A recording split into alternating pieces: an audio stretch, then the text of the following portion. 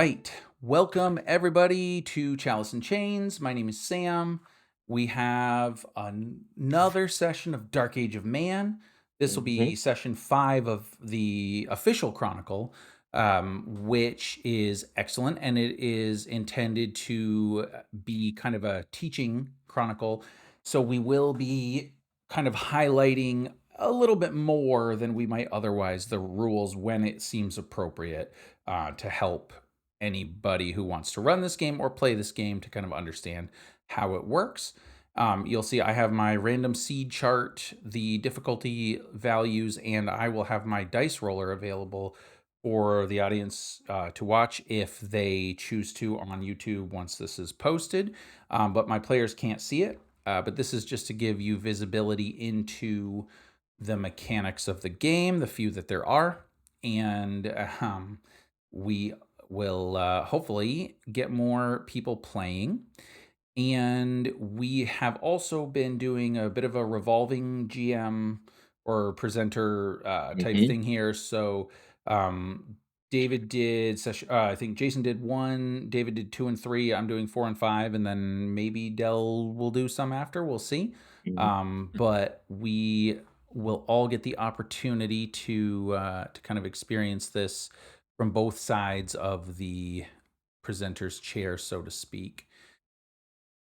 So, with that said, I will go ahead and set the scene here. I'll give the setup, and then so this is the meta here, the setup, right? And then we will jump into the inciting incident, and we will be good to go.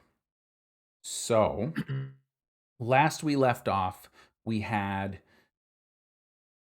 Julian Utta, the brother-in-law and the trusted uh, confidant soldier, maybe one of the wealthiest of the aldermen in Dredge County, had brought his fjord at the request of his Lord Washburn, discovered that there is a major Viking Dane war party in Dredgeland itself. Now, there are rumors, or there's the belief that they are somehow colluding, or maybe in league with Vadamant Mort, who is an alderman on the southernmost reaches of Lord Washburn's domain, right?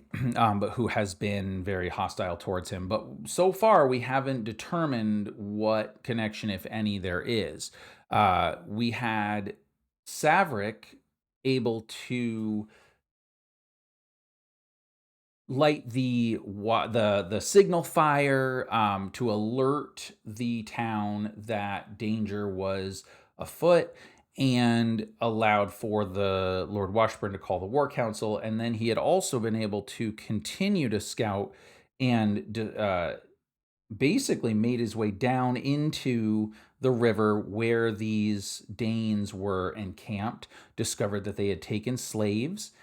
He had managed to sabotage some of their boats and basically start these kind of terrifying rumors of a I have coined the term the night wraith, but they believe that there's this like Saxon killer or ghost or assassin out there. And so they're a little bit nervous. And then Faustus had been kind of doing his normal sort of tutelage of the Washburn family. But as Lord Washburn had requested that not requested, it had been made clear that his son was coming with him to ride out and meet this Danish threat.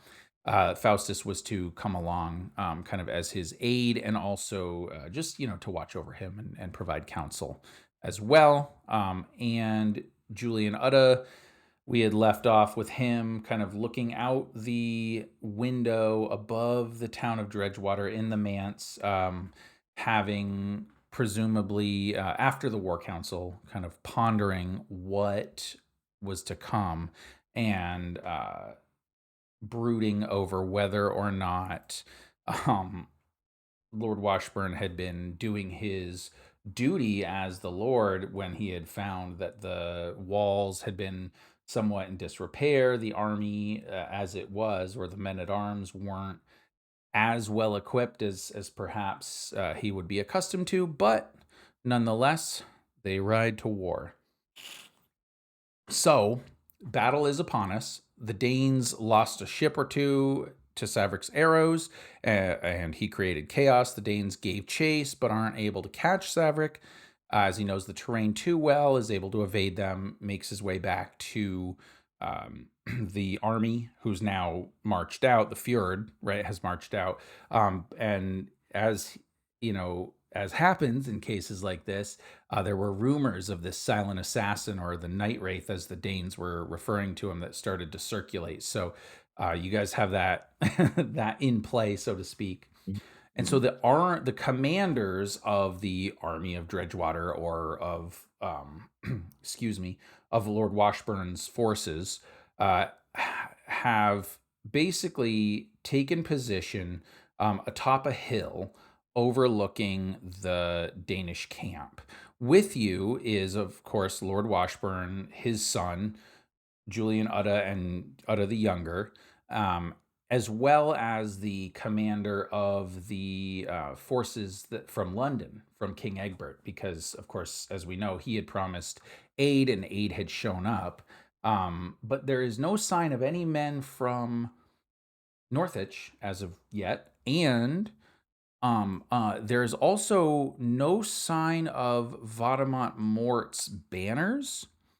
However, that doesn't mean that they're not there, but so far we haven't seen them. And so, as they are determining the size of the camp and the Danish threat that is upon them, maybe a league or two away, we have Faustus with the Fjord, the proper, with some of the soldiers from King Egbert of London at their side, and he is tasked to deliver a special item to Savric if he sees them. And so we're going to first start, I think, on the hill. Savric, you will be there at this point. You will have had enough time to have rested. You've been given food and meat or ale or whatever. You've been able to kind of sit with the commanders and everything and talk about what the plan is. And so as of now, you are sitting or standing atop the hill and looking down on this Danish warband. They are flying the flags of excuse me, what's his name there, Redbeard. I have his name and now I can't see it. Lodvir, I think. Lodvir the Red. Beer, yeah. Yes, so he's the main dude, and they seem to be his banners. But this is a significantly larger force than you had initially encountered, Savric, and this would make sense because you remember as you were kind of leaving, there were more boats coming in the night, so they had been reinforced, and this looks like a proper invasion force at this point. And so as you're kind of taking this whole thing in, somebody off in the distance, or not somebody off in the distance. Sorry, you have a very keen senses, right? Smell, sight, hearing, whatever. You smell smoke, but not so much like campfire smoke. It almost is like thatch or grass or whatever. And you kind of look off and you see off in the distance. It looks like probably some of the farms in this area have been set ablaze. So it appears as though the army that you have here is not the only thing or the only threat that is here immediately. And so this puts everybody on edge because as they start to notice it, right, now it seems like it is time for action. And so I will jump to you guys in just a minute, but just as a meta moment here for anybody watching, I did roll my first random seed. you will have seen that, and you'll see initially how I chose to introduce that. And that's kind of how it goes. So we'll see how this plays out. So first, I want to see with Savrik, right? It's kind of fighting is always done best in the daylight, right? In the daytime. It's still maybe early fall at this point, maybe late summer. So it's warm, sun's up, none of that terrible rain that had plagued you for so long. And you're seeing this large force, and of course these are Danes, right? This isn't the Fjord with pickaxes and spears and makeshift pole arms. Like, these are fighting Danes, and so they probably roughly have around the same total numbers as Washburn's force. Um, Seeing this situation, what do you do? How do you respond to this? Okay, I stand on the hill beside Udda, Mhm. in the pointing in a broad sweep. Um, my lord, as you see, they are arrayed in this area. They were felling timbers uh, to build themselves housings and uh, and siege weaponry, is what I assume. Before I broke free, there were more, and you see the ships arrayed along the river. There were more coming to join their forces. That's when I decided to break away and come up here. And I'm reiterating this to you, but I'm getting a chance to connect the dots Mhm. visually. Mhm. And then that's when I noticed the the brush fire smell. And then I squint a little bit and look yonder, my lord. Um, And I as believe I look over, well, they are fools if they are burning. If they are raising the fields, they cannot feed their army. It cannot be the Danes. They would be yes, fools to starve their own army. yes. This I wondered too. I stayed long enough to try to see if they were in league or infringing upon Vadamant Mort's land as well. I did not see any evidence of this, but Well, we do not need evidence. Von Mort is an enemy, and we will deal with him later. Despite evidence that he is here among these Danes, the Danes are invaders. We will deal with them first.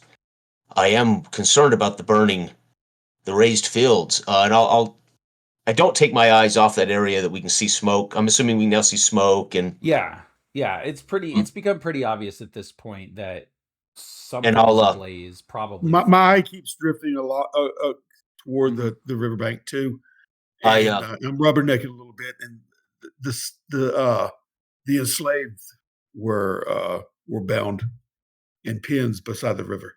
mhm. I believe they have them working, thralls to build their siege weaponry. mm, I I will turn facing down the hill back toward our camp, and I'll whistle for Harvick, my man at arms, my best friend.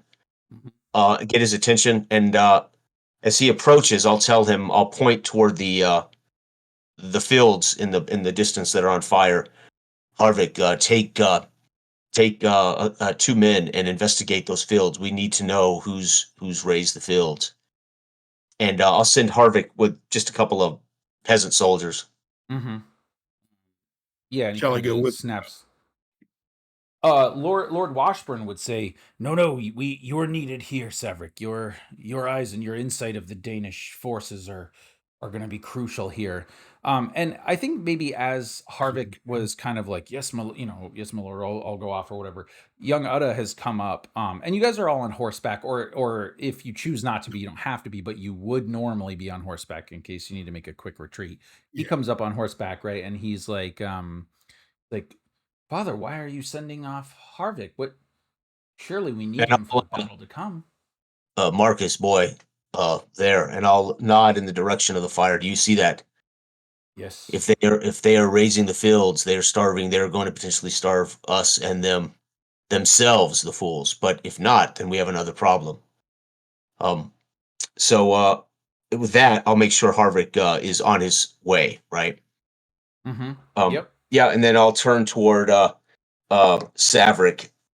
So Saverick, this is eyeballing our army and the London Commander's army. I'll eyeball it with Saverick. And do you believe we match well now with what we see of the Dane army? It is not the army that you originally thought.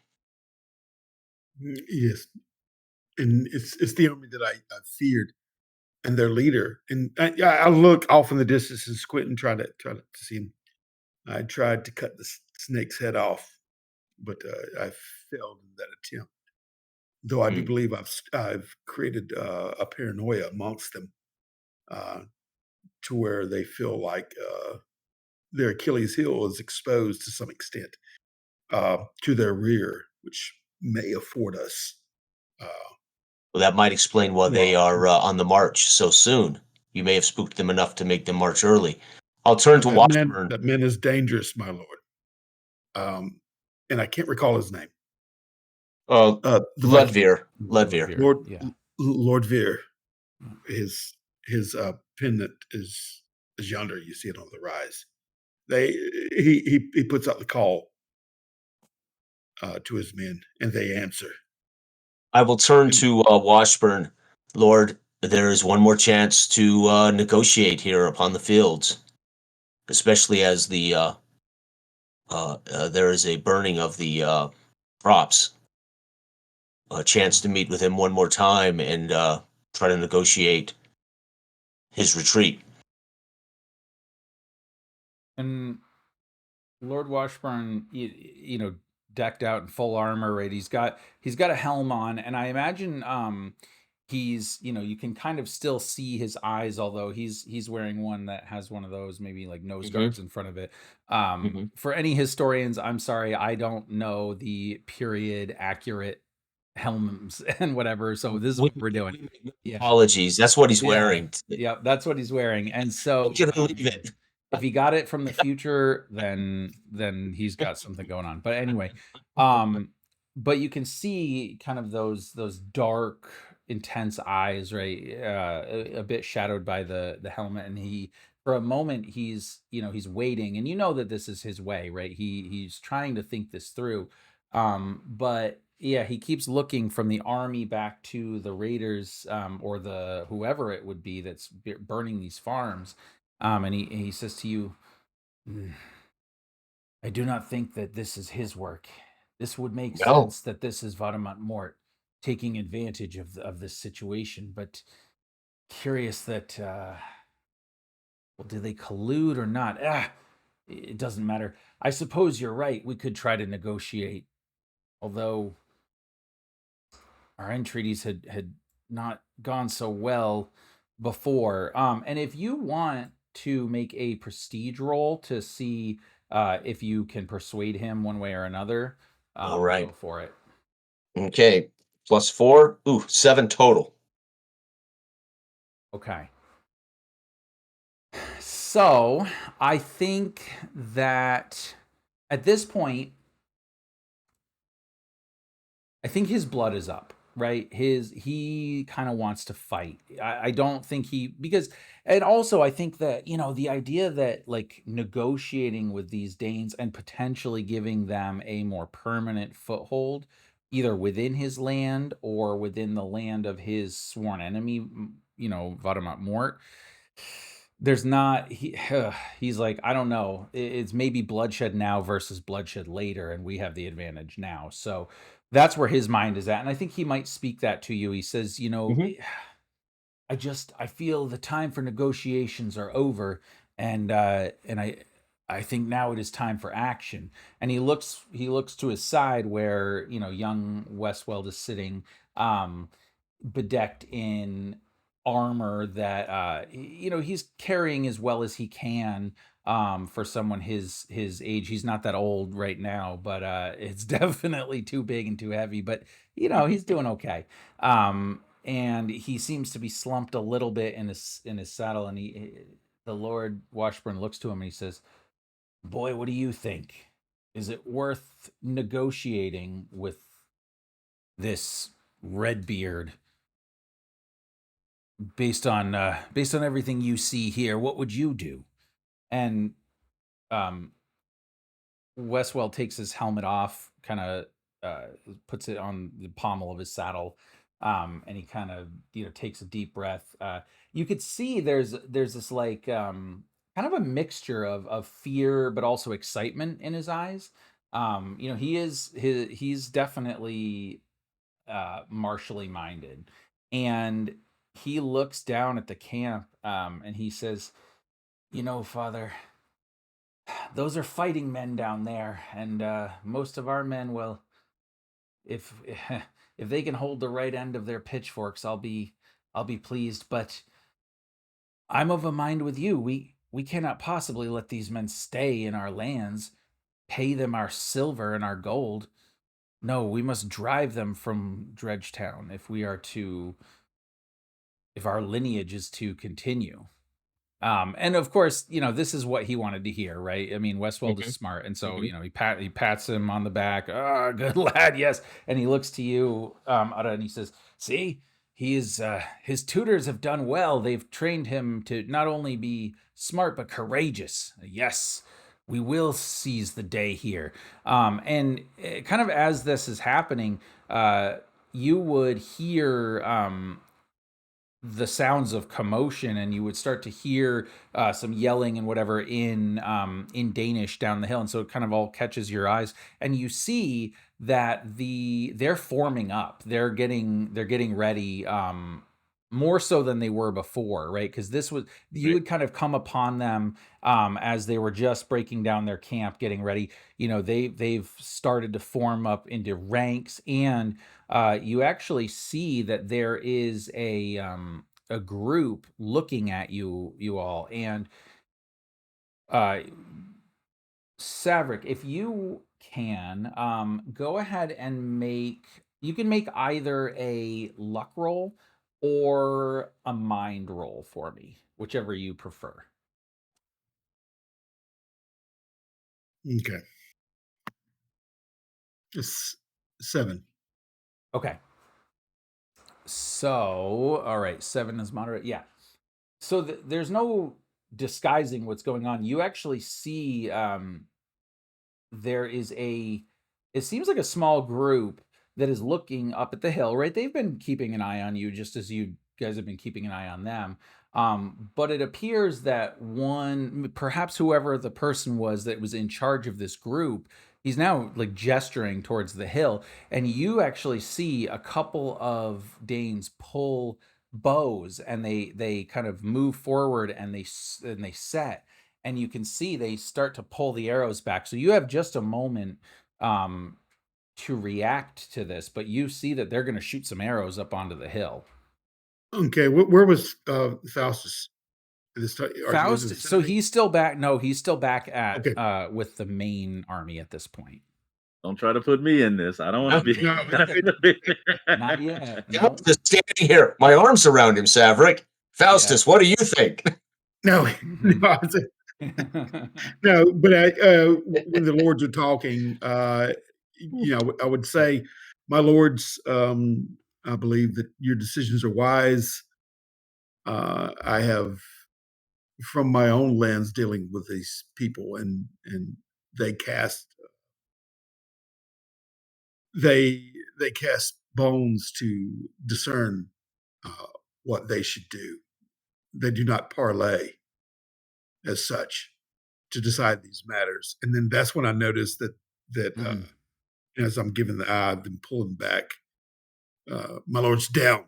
They attack now, and Mhm. I Yep. slap the horse to try to get him to rear back. Here they Sure. come. And so as these arrows, two of them come arcing up right over, and I mean they're good shots, and you see as kind of the whole army kind of, or not the army, you guys kind of wheel to try to get out of there because the course is set, so it's time to go back to the army, right, and prepare. Two things happen. One of the men in for the London forces, right? This was a contingent of some of the men at arms, some of the officers. They came with you. One of them manages to kind of hold up a shield as the arrows plunk right into the front of the shield. But as you guys are kind of spurring your horses away, young Uda was kind of just a step or two late in this because he was still kind of really caught up in the whole scene. And so uh as he is kind of late to really start moving his horse, that Mhm. an arrow comes in and right into his arm. Okay. And he lets out a great cry of pain. And I think this will be fun. Jason, if you will, make a body roll for me for young Uda to see if he can stay in his saddle. 1. He does not stay in his saddle. In fact, oh god, a natural 1 crit Yeah, failure? crit fail, yeah. Oh boy. Okay. That's not good, man. So, I think that as this happens, oh Jesus, I just rolled my 3rd C. Um, as this happens, young Uda for a minute kind of with one hand, he's holding on to his reins as much as he can. His other arm is dead, basically, like so to speak, right? He can't move it, and it's pierced through with an arrow. And then he's like, "Dun-dun-dun, dun-dun-dun, dun-dun-dun," and you can see almost in slow motion, he starts tipping out of the saddle, and he is he's holding on with his left arm as much as he can, but it just Mm, and to the point that what ends up happening is he doesn't completely fall out of the saddle, and he doesn't seem to have the wherewithal to leap from the saddle. So in fact, he's kind of clinging on, but he falls to the side, and the horse is kind of dragging him for a moment or two. okay, right, But finally, the horse recognizes what's happening. He's a trained war horse. He starts to slow down. Um, and at that point, I would imagine young Uda's strength gives out. okay, He kind of falls onto the ground, right? And seems to be unconscious at this point.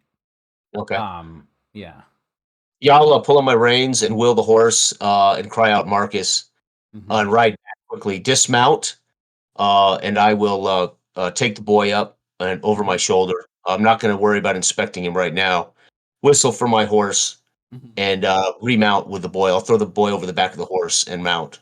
Yeah. I've been around too, and I'm trying to help And, wrangle him. spur directly toward, the main tent, toward Yeah. The army. man tent. Yeah. Yeah, the Yep. man tent. Yeah, and I think maybe as you are, pulling him up, trying to get him back into your saddle or over your horse so that you can, get him hopefully to, the physicians. Um, you'll notice Savrik is there. He's kind of trying to help. But on the other side, another horse kind of pulls up, and you actually quickly kind of notice that it is the young Lord Westweld that has come up as well, and he says, "Uncle, is he going to be all right? Is he still alive?"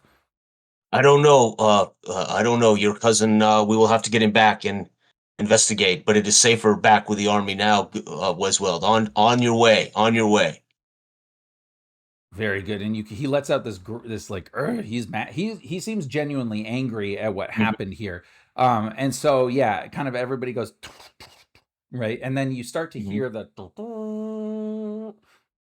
the war horns right, as the Danes are progressing. Um, So, with that, we will shift our focus back to the main army. And Faustus, you had been about camp at this point. Um, Obviously, the orders had been, everybody kind of be ready, but wait until obviously the commanders come back. So, right?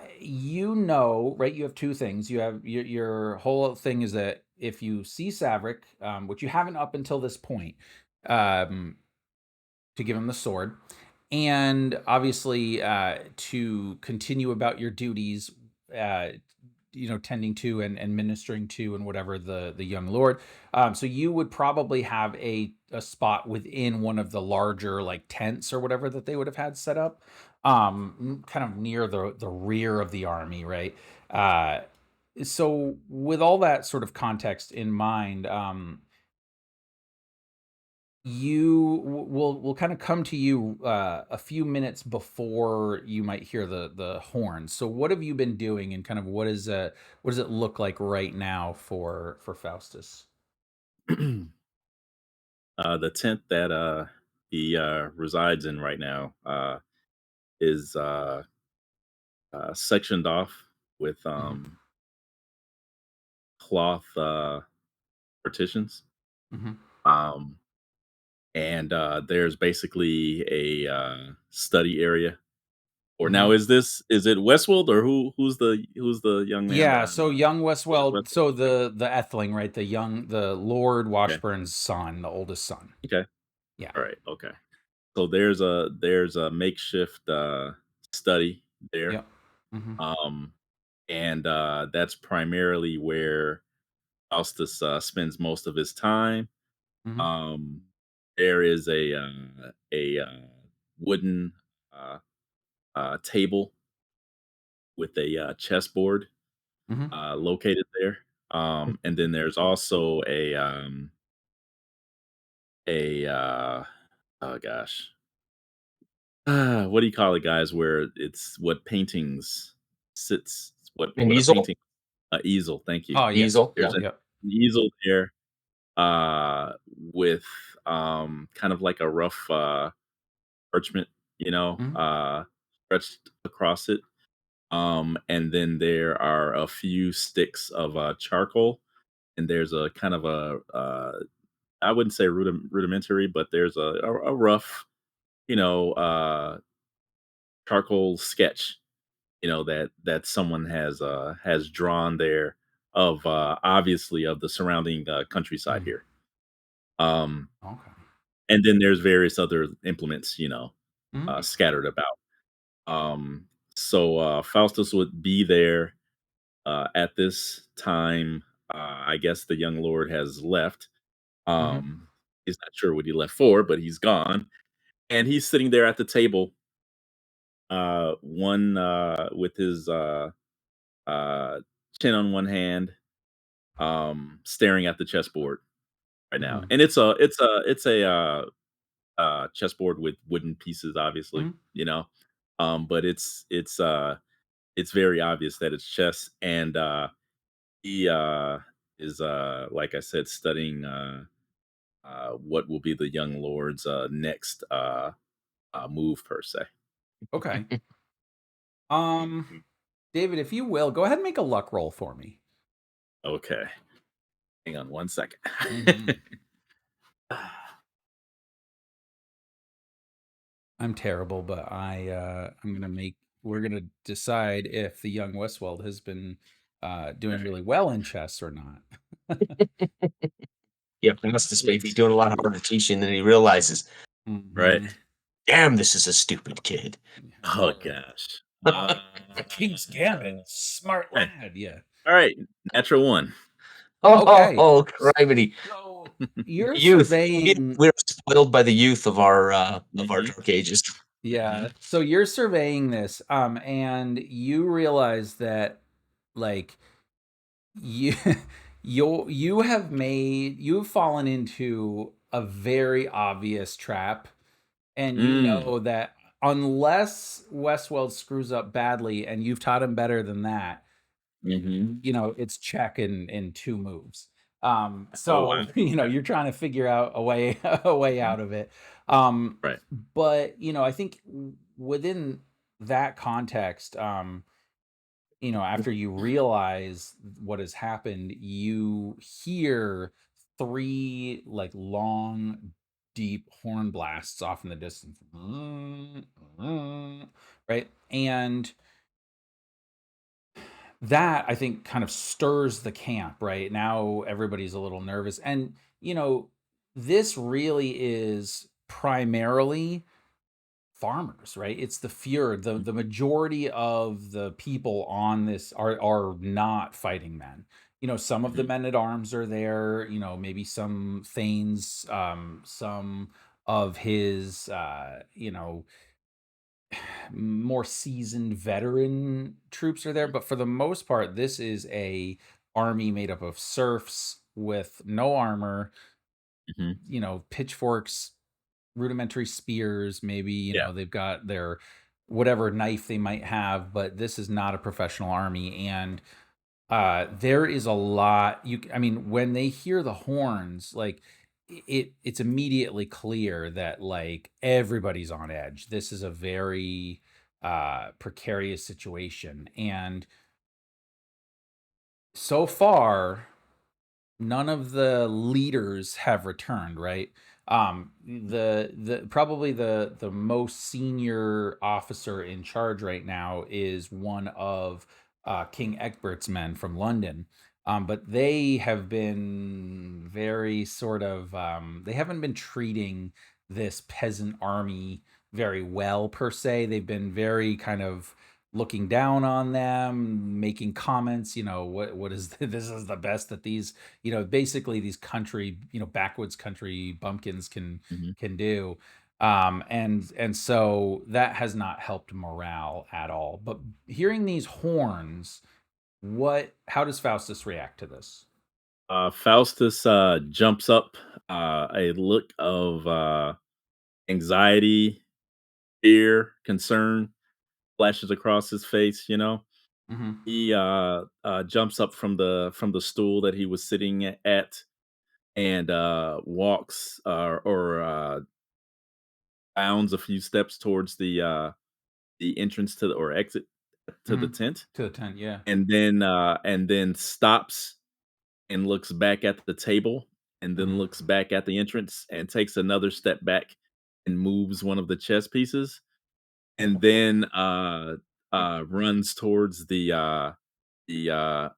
and flat, Hmm. to look out and try to assess what's going Hmm. on by the activity that's going on Sure. around him. Now, when he moved the chess piece, was that making his legitimate next move, or was he trying to cheat and No. get the Lord Washburn to be off?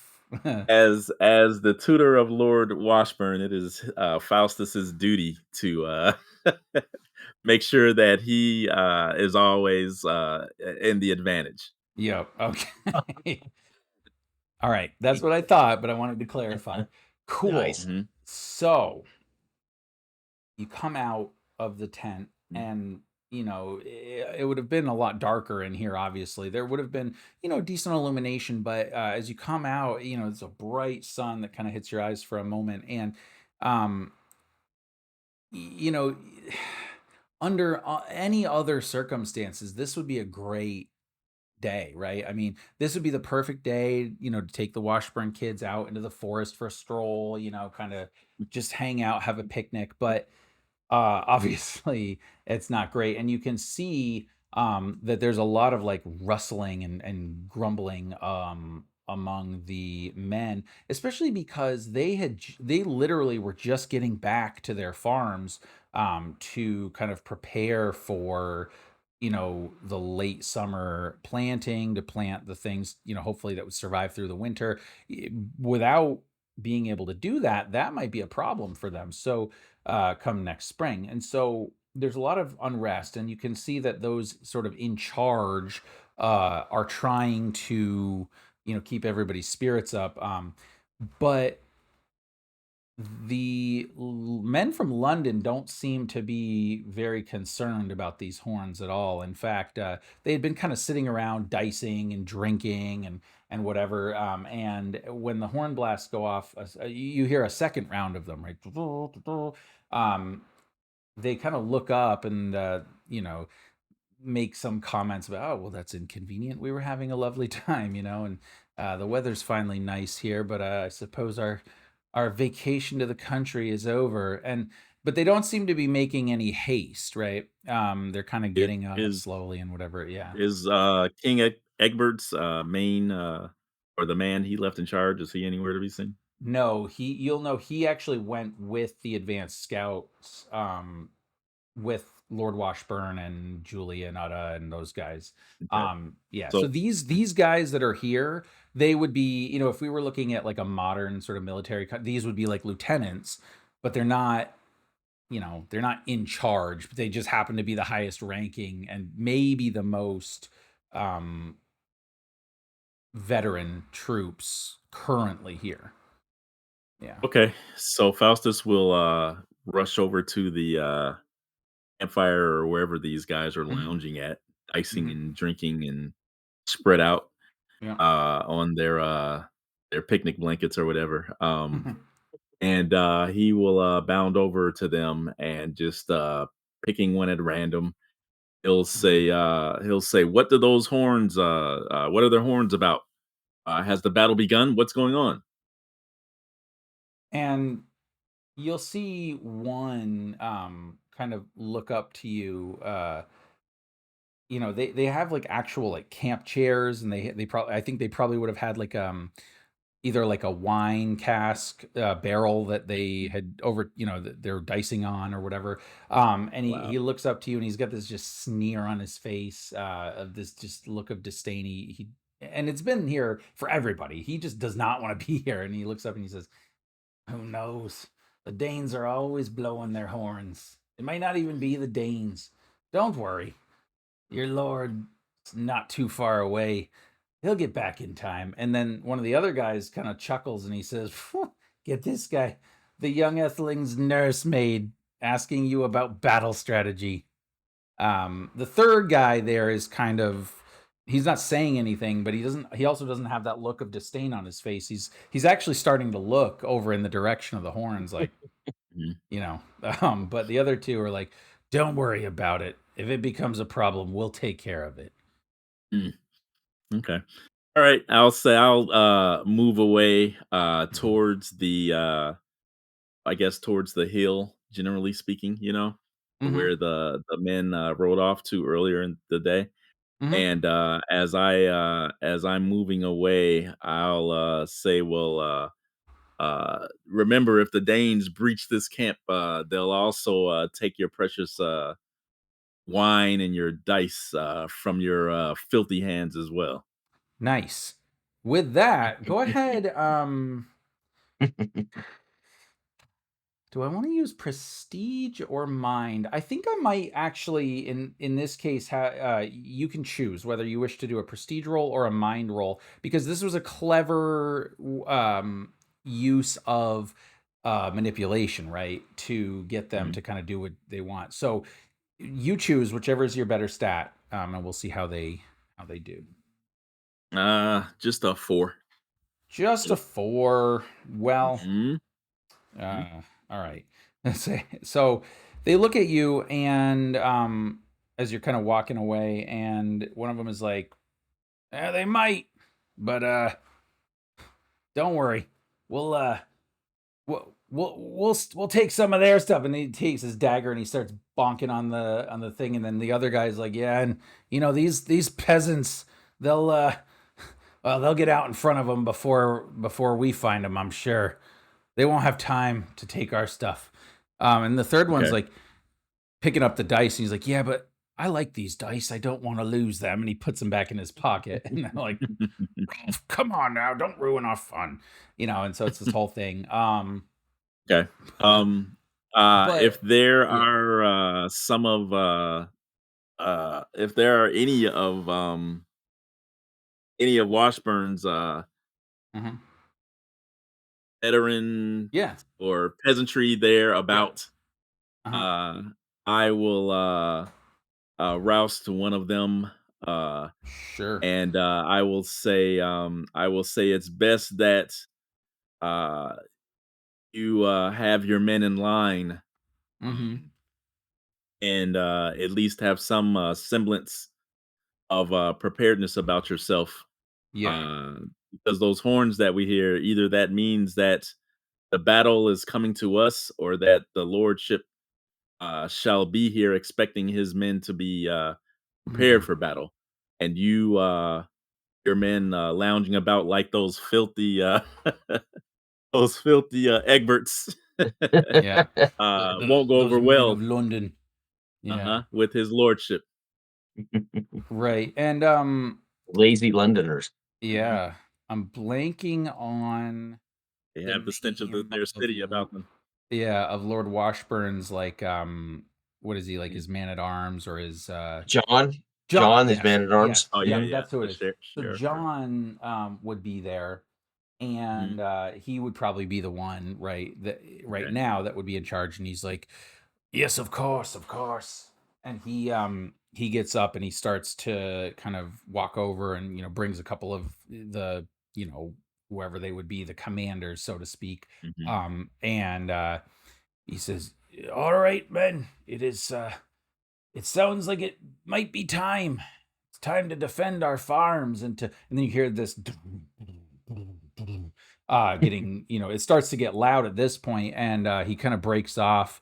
You hear sounds of alarm, right? Of people, oh, and then your eye catches, the Lord and everybody riding back at a full gallop. Mhm. And at this point, John is like, no time for that. Get your weapons and form up. Because he thinks perhaps, the army's chasing him. So, uh, Mhm. but yeah. And so at this point, you will see the army comes in or the commanders come in, the Lord, his son, all that. And you see Alderman Utta with it- who you recognize now as his son Marcus, kind of over his saddle, right? Maybe like in front of him, clearly injured, and like is heading towards you would presume the physician's tent. And you do happen to notice that Westweld is there. He seems uninjured. The Lord is there. Everybody who went out seems to be back. So that is where this this first scene kind of uh, now puts us, right? So we are now again back in real time.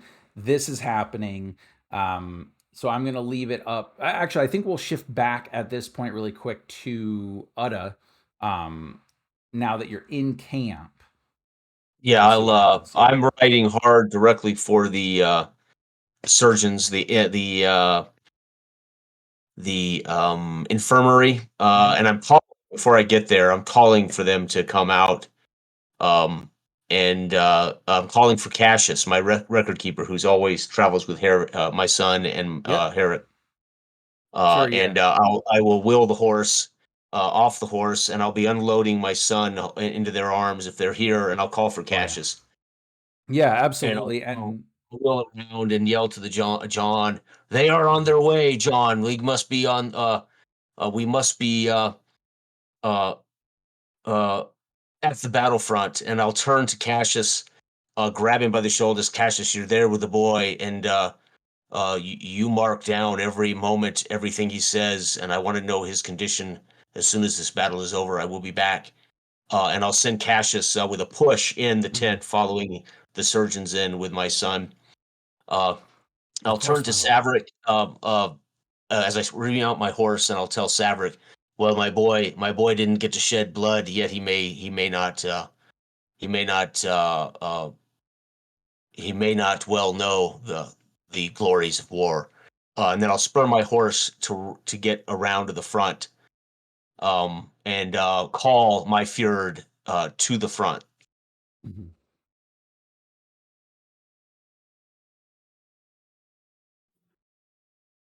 All right. I'm myself. I'm just surveying the area and hurriedly trying to get people to uh, line up Yeah. and get people aware. You know what I mean? Yeah. If I see meandering around or the cluster of men sitting over there rolling dice or whatever, uh, yeah, that I'll straight stalk over there and upturn their table and kick over their wine. Mhm. Their barrel and snap to. Your lords are here. It'll be Mhm. pretty evident Oh that yeah. as we help the boy into. Yeah. Yeah, and actually, right behind you, you hear the, the commander of the king's forces, like yelling at them in his thick sort of southern accent, right? Um, you know, snap to, men, get, form up. The Danes are on their way. We must meet them. And you see, within all of this chaos, right? The fjord is kind of maybe Utta's men are fairly well trained, and so they manage to stay in rank. They're maneuvering. You guys are positioned on top of, like, on a hilltop. Hmm. So you pick the terrain specifically, and the Danes, uh, believing that, rightly so, that they're the superior fighters, they believe that they can just sweep you off the hill. So their hubris has put them in at a disadvantage. However, uh, this may or may not, the hill may or may not even be an Hmm. advantage for your forces. But the rest of the fear, the other aldermen seem like maybe they really haven't taken a lot of time to drill anybody. There's only a few men within each of the other aldermen's forces that may seem to kind of know what they're doing. But the London men, they form right up into a shield wall. They are ready for battle. They are intending to take they actually don't want to be in the vanguard. They'll gladly let, Utta and his peasant rabble, as they think, take the front. But they've formed up, kind of in a center spot, so that if the Danes were to, kind of form like, I forget what the formation Wedge, is called. Like, yeah, like a wedge. I think they Hmm. call it like a hog's head or something. But yes, Hmm. Oh, essentially a wedge that would be designed to break a shield wall. They'll be Hmm. there to meet it. So, with that, you see, that you'll probably have a little bit of time to form up, get everybody ready. Lord Washburn is calling, for his archers to position themselves. There aren't many, right? There's maybe half a dozen, maybe a dozen at most, but it's some, right? And others who have, they've been hunters, they've been whatever, they've come with their bows as well, but they've not really trained for battle. So there may be in total about a dozen to 18 or so archers, but they're getting formed up.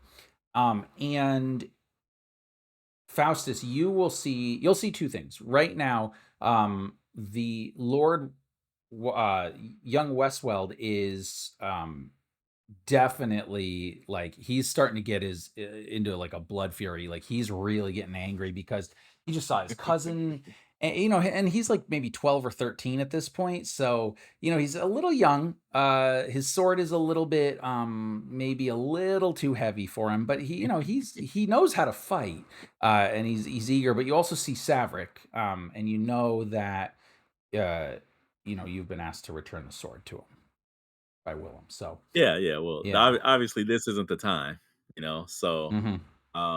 I when the time does present itself, I will gladly Mhm.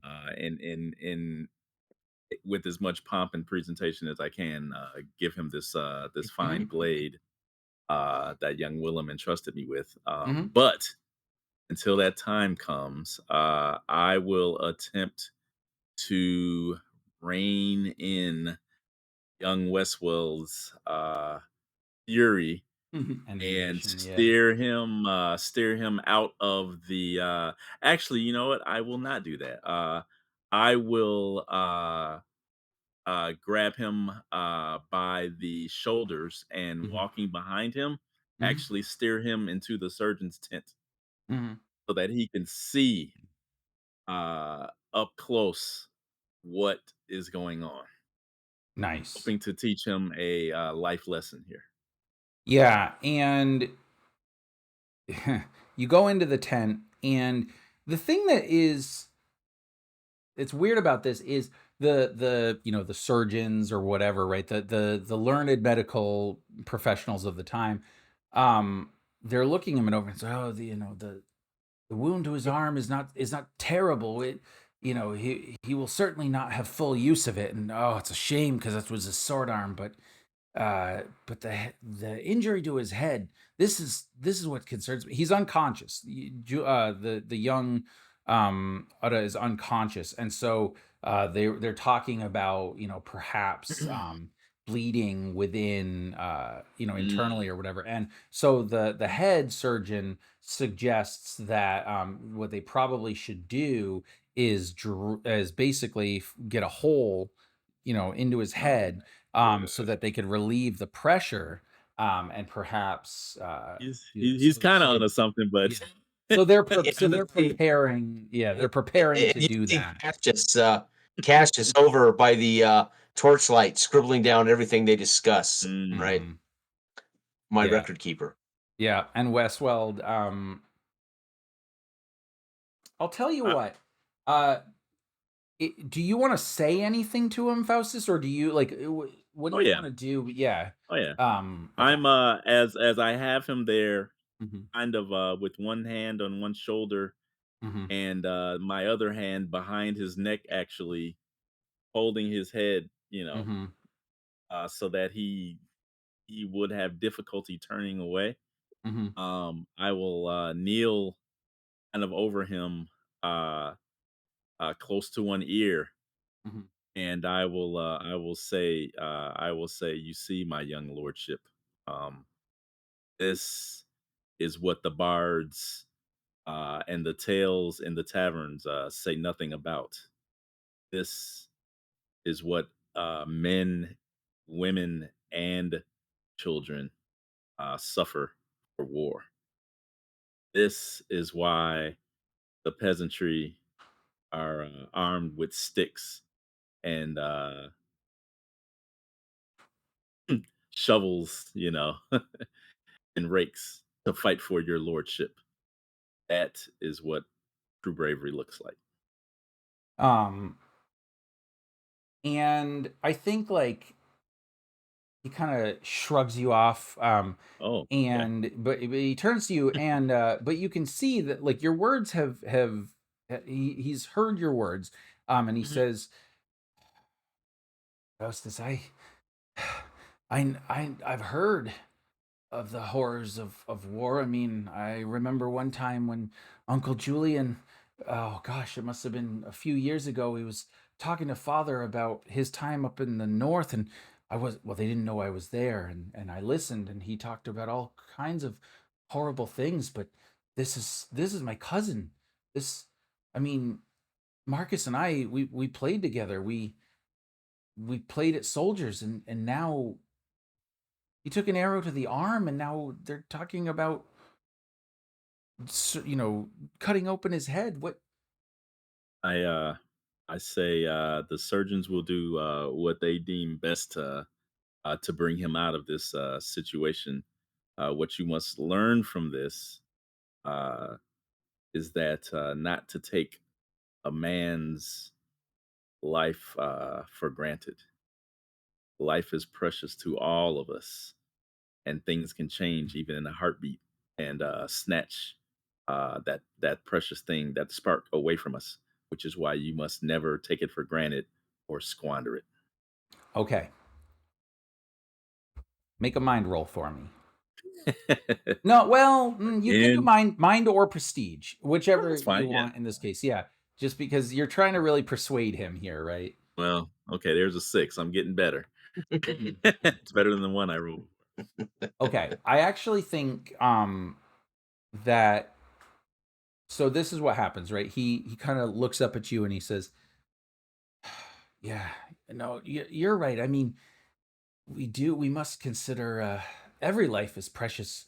I mean, our Lord and Savior, of course, has said as much, but those Danes, those heathens, they seem to have no concern for life. I mean, they shot him with an arrow when we weren't even in combat. And so he's wrestling with it, but then he says, I hear what you say, and I will heed your lessons, but I think, unfortunately, Master Faustus, the die is cast. At this point, we have no other option but to fight and hope that God is on our side." I uh I raise a finger and I say, heed my words, young master. I uh I did not say that we should not fight. I said to just not squander the men and women that you have at your side, who Mhm. look to you for their leadership and their courage. Don't just throw them into the wind like Right. what's the word? Chafed wheat? Chaffed Hmm. wheat? Chafed. Yeah. Hmm. Like chat. Yeah. Um, Okay. mhm. Um, I say, think back to the, and I kind of smile, think back to the chess, game that, I was allowing you to to win earlier. I Mm. say, life is strategy. Things can change on a whim, and you must be able to react and adapt. But just like those chess pieces, you must learn to use each one as wisely uh, as you can, and not squander them. The same applies here. The Danes must be rebuked and thrown back on their ships, Mhm. away from our Mm. lands and our people. Um, but just never. And I point his head back towards his cousin, and I say, just remember, that each man that you send there to face the Danes may never come back. Yep. So choose wisely. Okay. Cool. And I think kind of at that point, right, the flap to the surgeon's tent would open. Mhm. Lord Washburn would have come back at this point, and he would be like, he's like, Westwell, with me. It is time to meet the these foes on the field of battle. He's like, yes, father. And then he looks over to you. He's like, Faustus, come. So you're to accompany them. Oh, Um, okay. yep.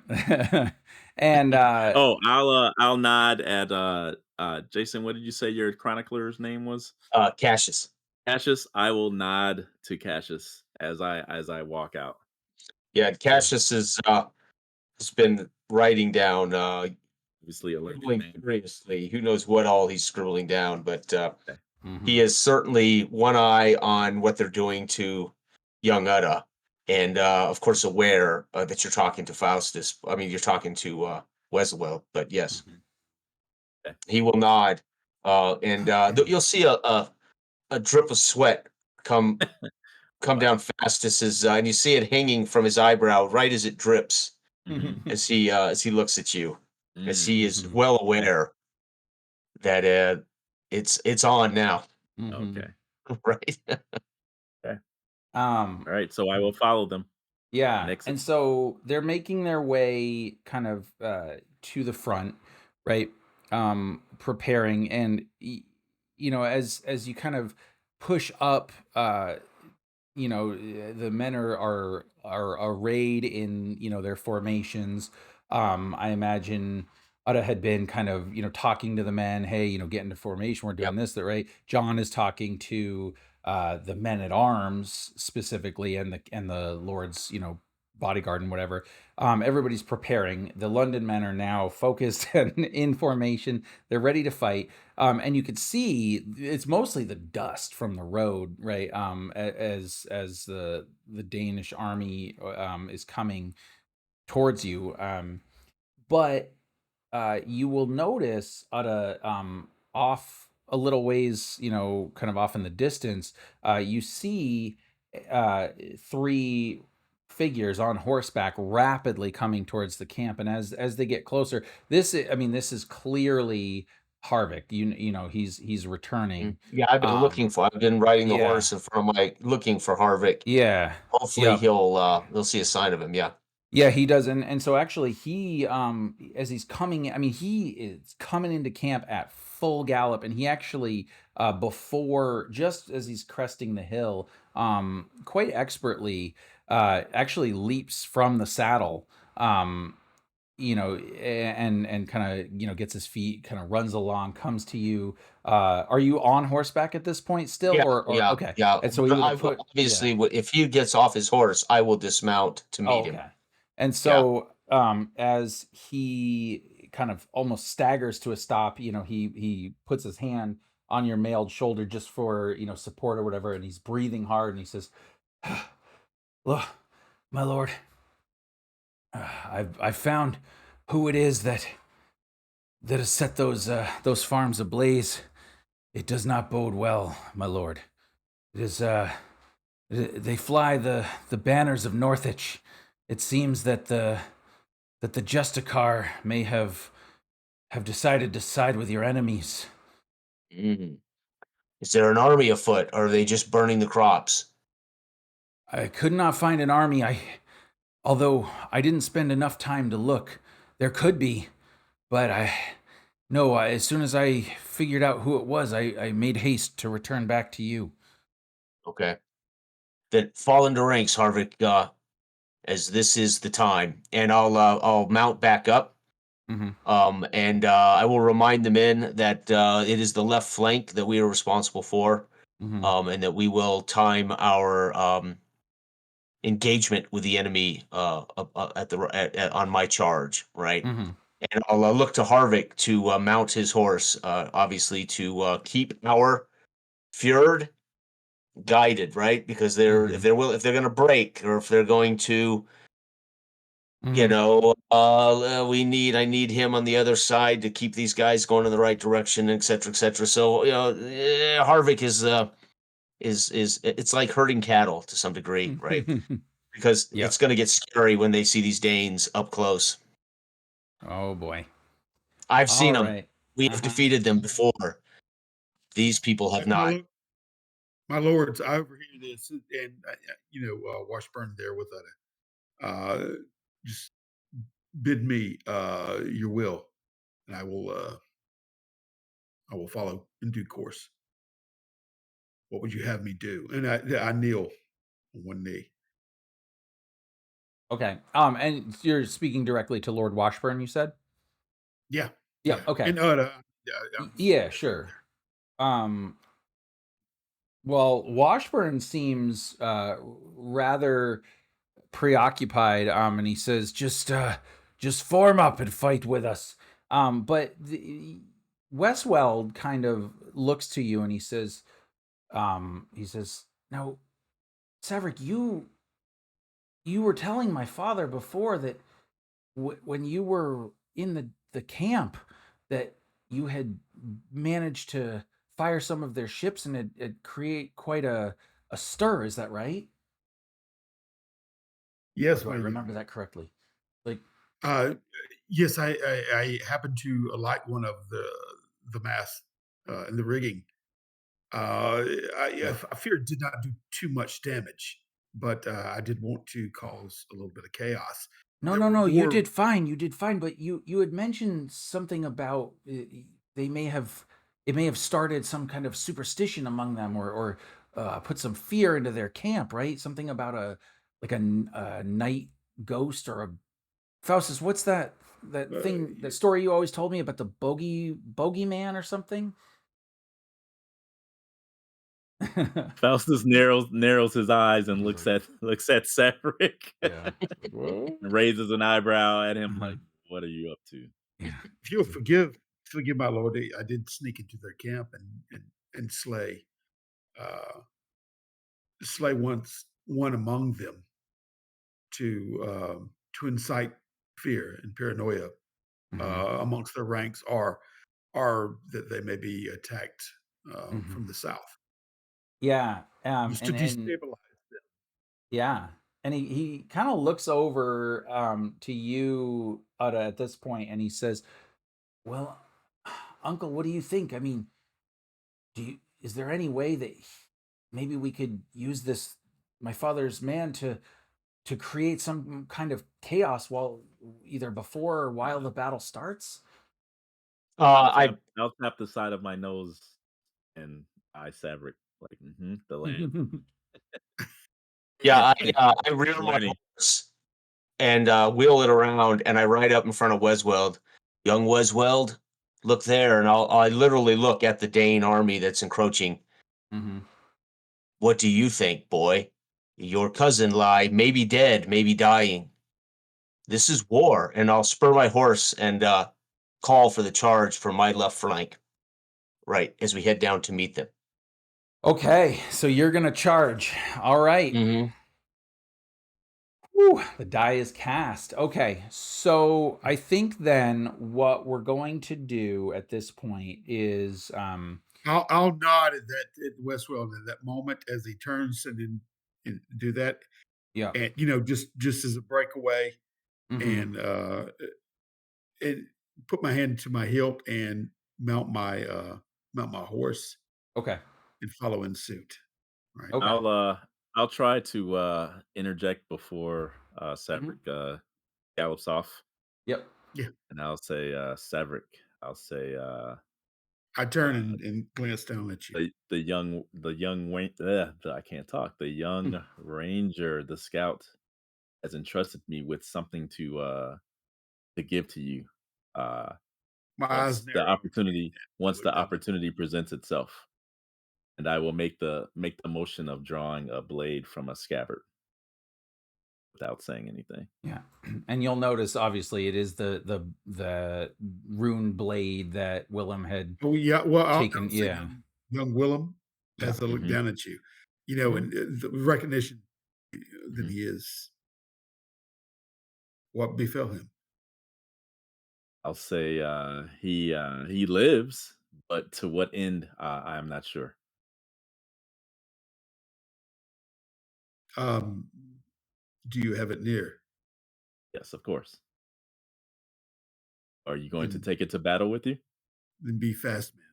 Oh, I wow. feel, Okay. it will carry him along with me. Okay. All right. So I will uh move as fast as my old bones will allow me. mhm, Yeah, I mean, And we're not too far away from the tent, right? no, right, yeah, go yeah, to the tent and open up one of the chests there and remove, the scroll cases and everything that are thrown Yeah. atop it and hmm, bring it back out. yeah. And bring it back out to him and hand it up to him on the horse with both hands gingerly. Okay, I look at you and nod and take it and, give you a knowing glance, and, uh, I shall, do him proud, Okay. and, I'll strap it on my side and Mhm. then kick the horse, uh, to go off and then join the Join the fray. ranks. Yeah. Nice. All right, you've acquired the cheat code, which will allow you to win. That's good. No, just kidding. But the little gold exclamation point above Faustus's head is now gone, so that's good. Um, okay, so I think what we're gonna do is,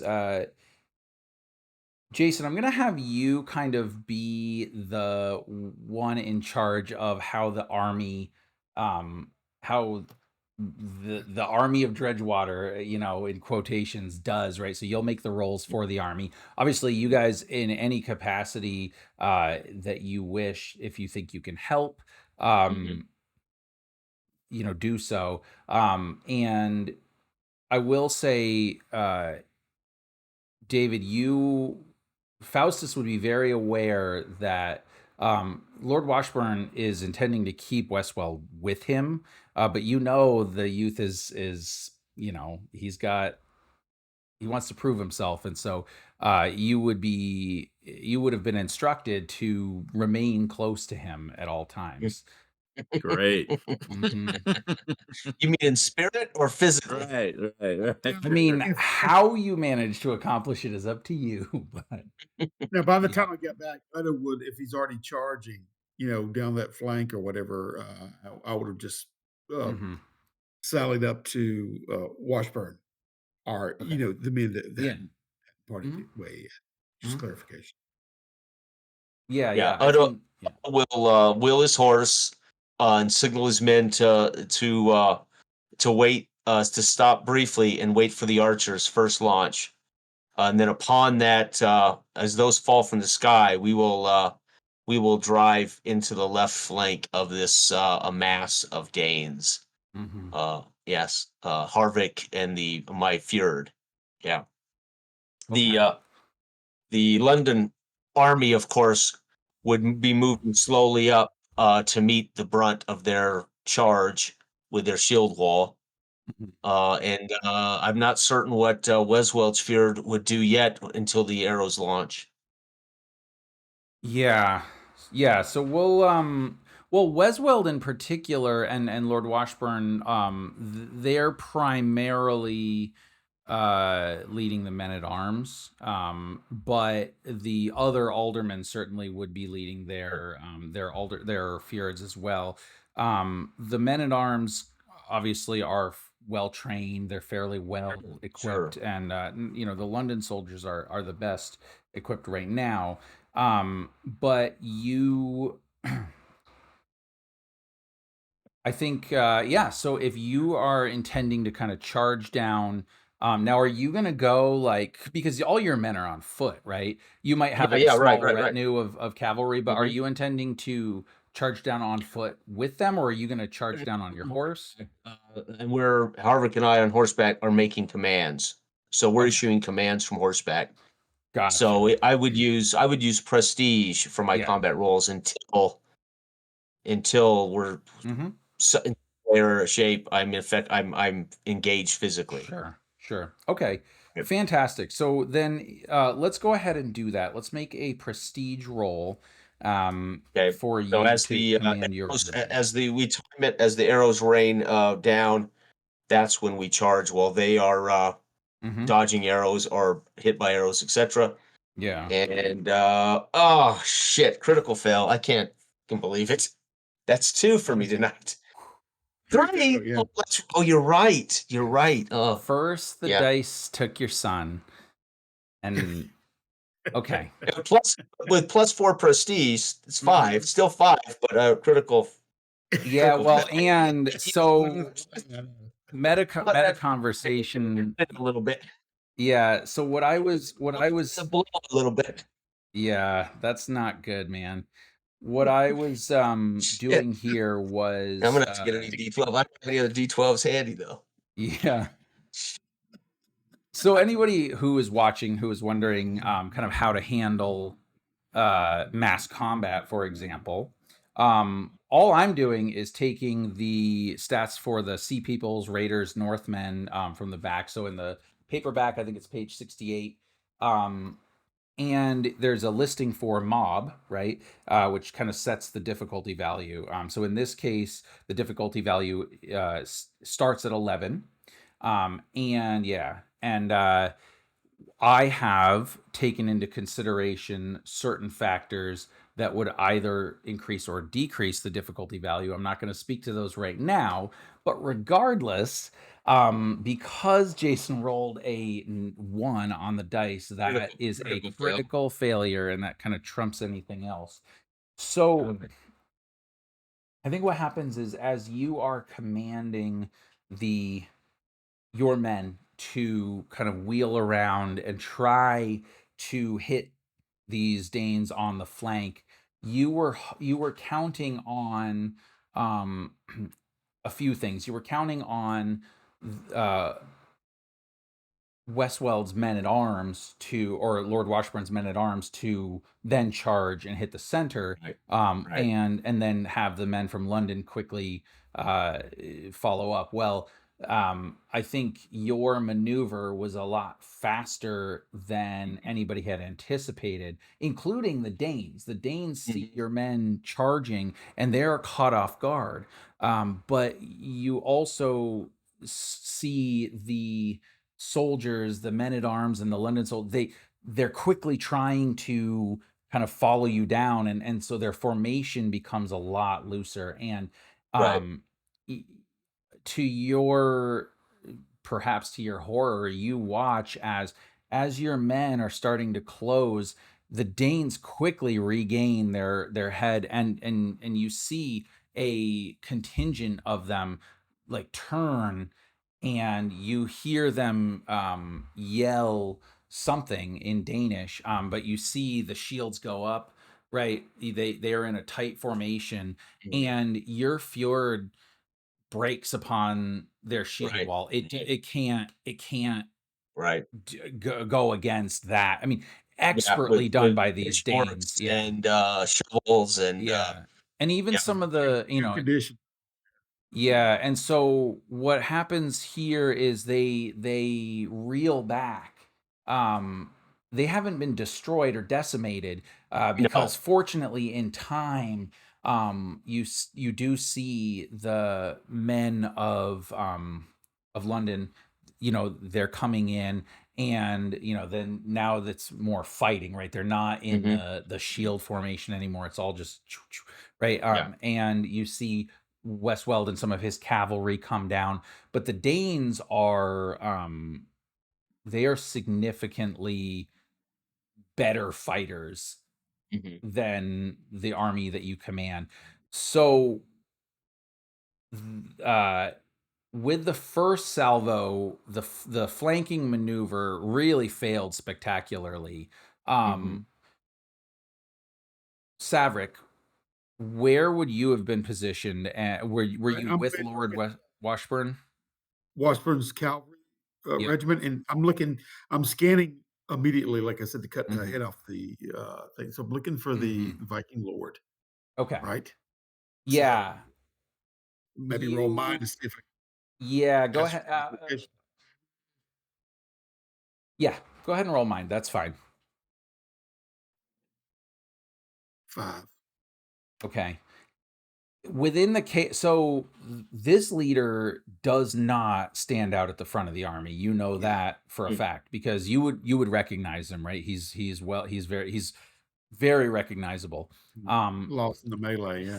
He's somewhere. You would presume, based on the knowledge that you had mentioned that you had of seeing these types of Danes in the past in your homeland, oftentimes their commanders will remain kind of with a like a secondary force behind the initial charge, and then when the advantage is right, they would charge in um, and overwhelm. Okay, but I'm yelling like, "Look, Yeah.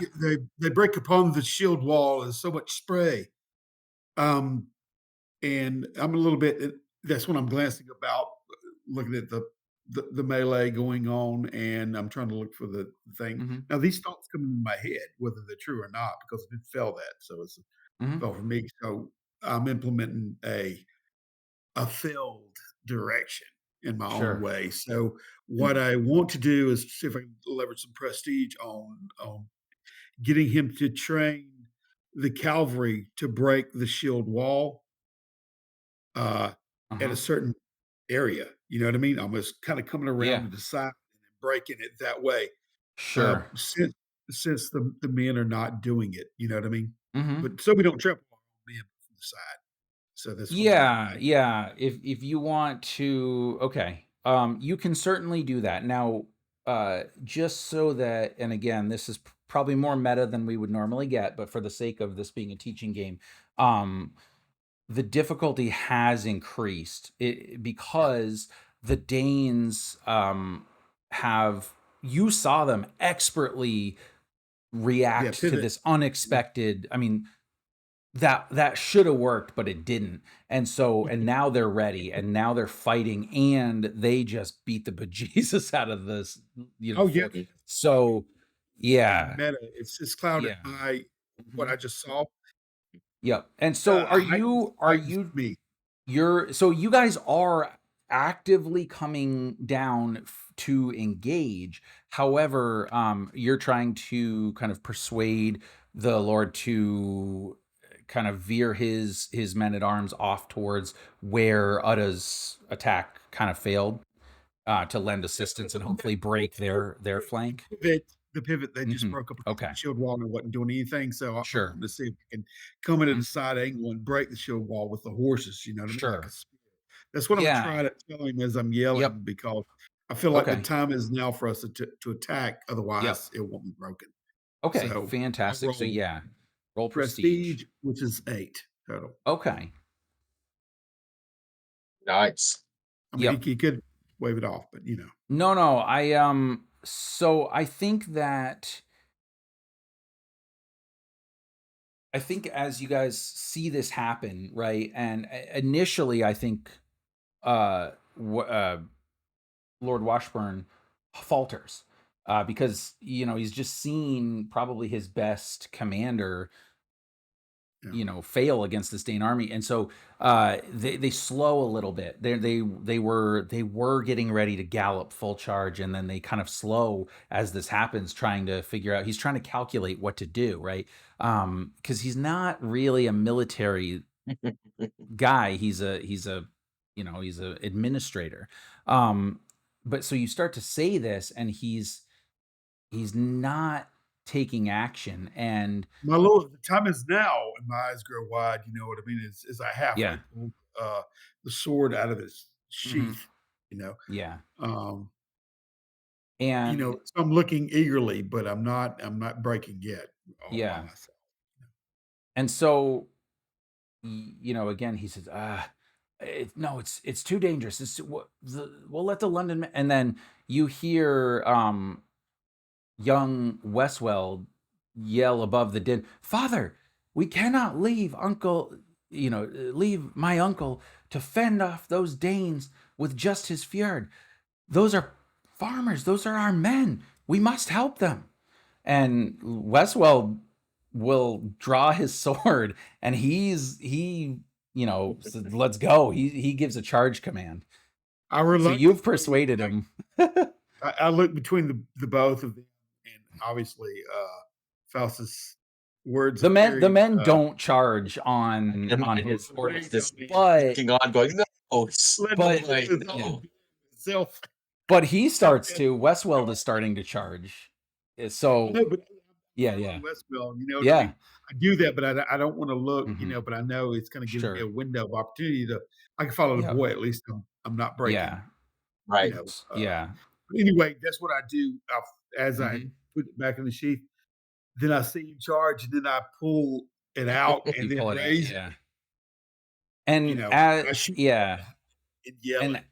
as you pull the sword completely out of its scabbard, right? Yeah, You hear almost this like roar as if a bear is like rearing up on its hind legs and preparing for a fight, right? And the runes on the sword seem to whether it's a trick of the light or whatever, they seem like they illuminate for a moment.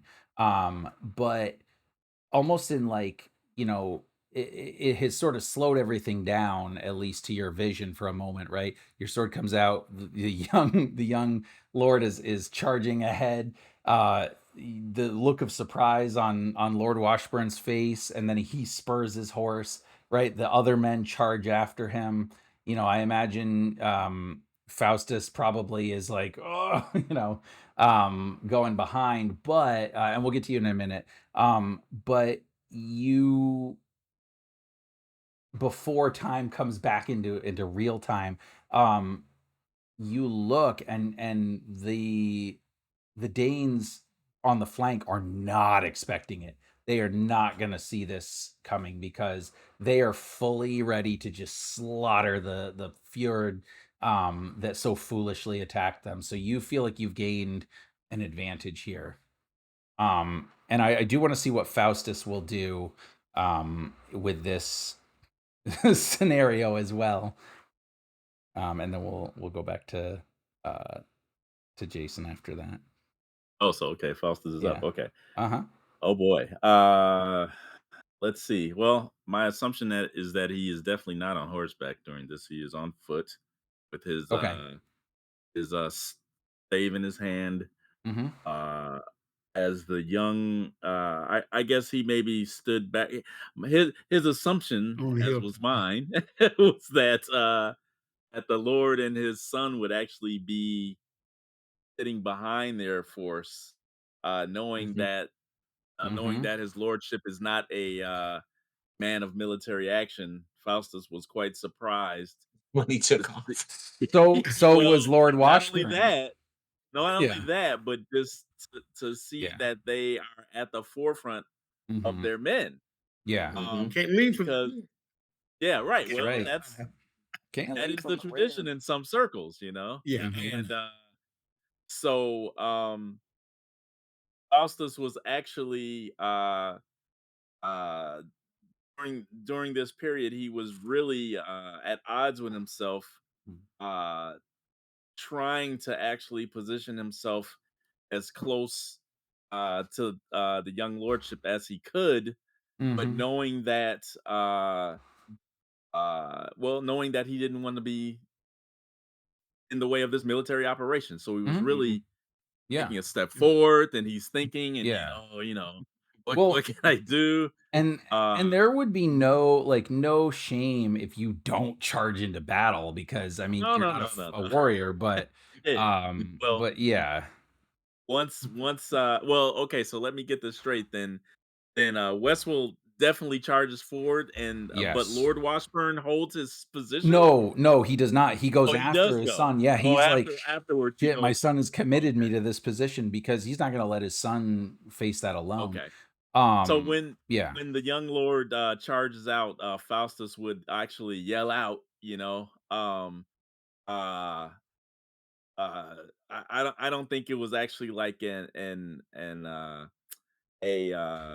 word of any sort, more Mhm. like kind of just like you know, a Mhm. yell of surprise and Oh! Yeah. just yeah, yeah, Yeah. pretty much, Right. And Mhm. does the unit as one, do they begin to move forward as well?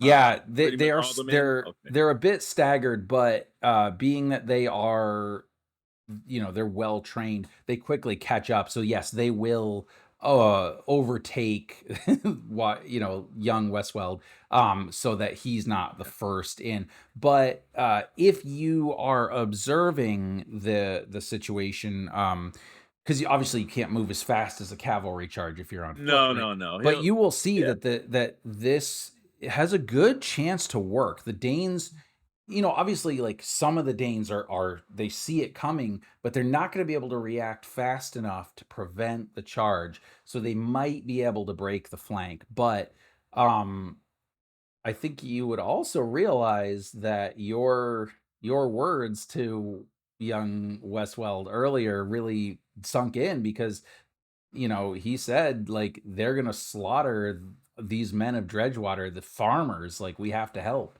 right? And so, Okay. Well, you've influenced Faustus him. will take a few staggered steps forward, Mhm, and then just leaning on his staff to support him. Uh, just watch with wide eyes to see the outcome of Mm. this mhm. next engagement. Okay, awesome.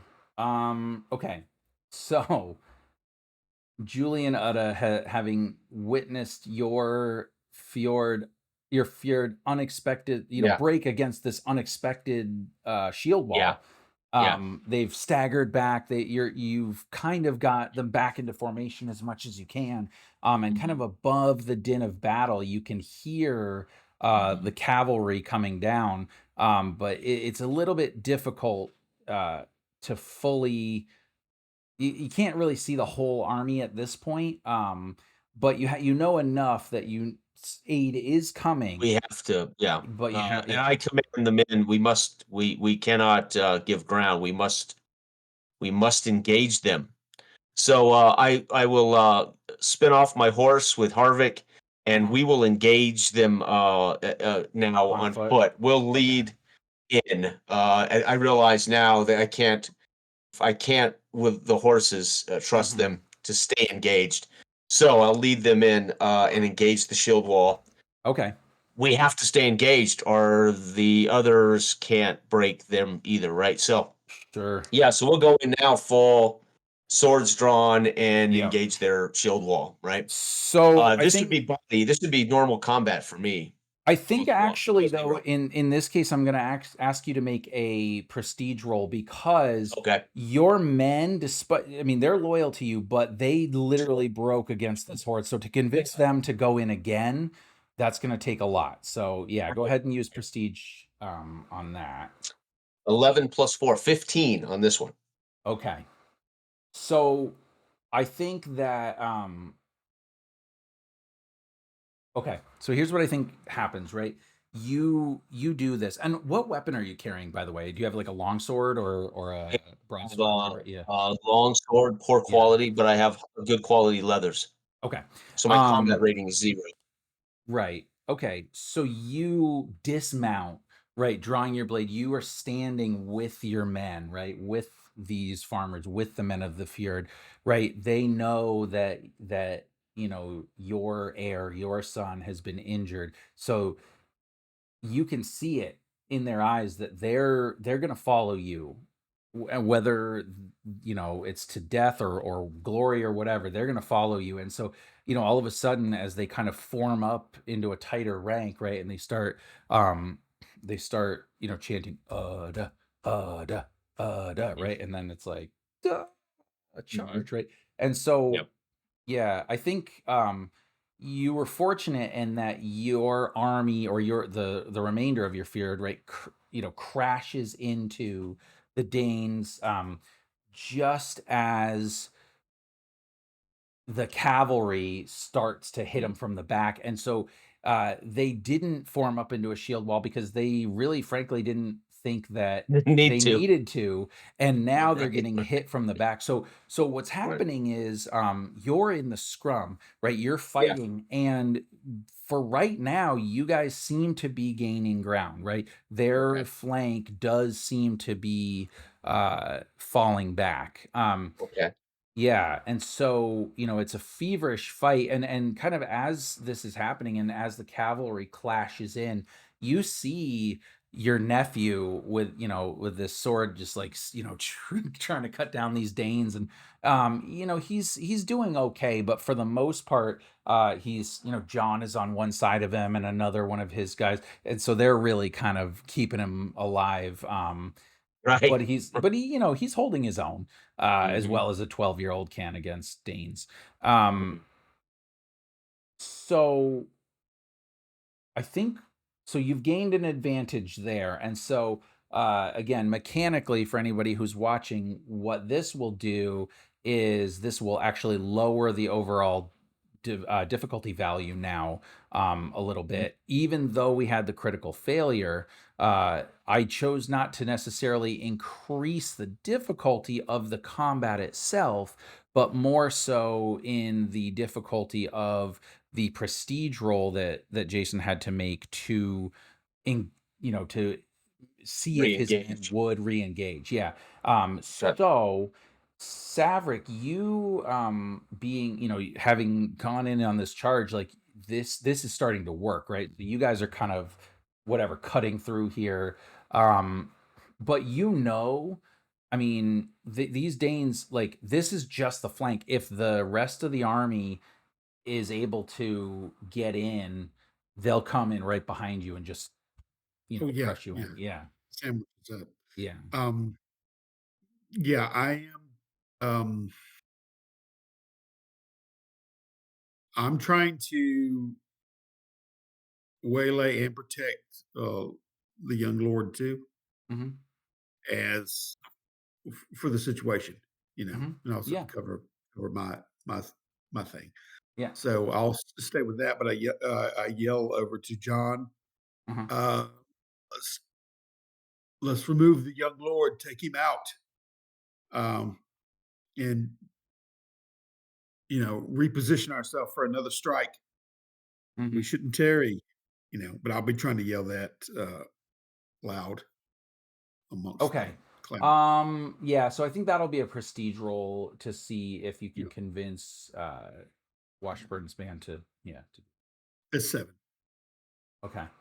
Um so I think that right now, he kind of like acknowledges you and he says, "Yeah, but not," he's Yeah, yeah, madly fighting off 'cause he's like, "I'm doing everything I can. Get in here." And so kind of the idea maybe is that if you can sort of form a four-person like circle with around the Lord, which yeah, then perhaps at some point you can that's what either I'm doing. yeah, I'm willing to be in yeah, close proximity and just yell that to yep, him, like, "Let's work our way sure. out." I know we can only do it as fast as we can, but, Yeah, yeah, um, yeah. So but just back and forth between us 2, uh, as you say, John, and then I'll be waylaying too and trying sure. to, make sure, Yep. you know And as you're maneuvering yourselves kind of into this position, right?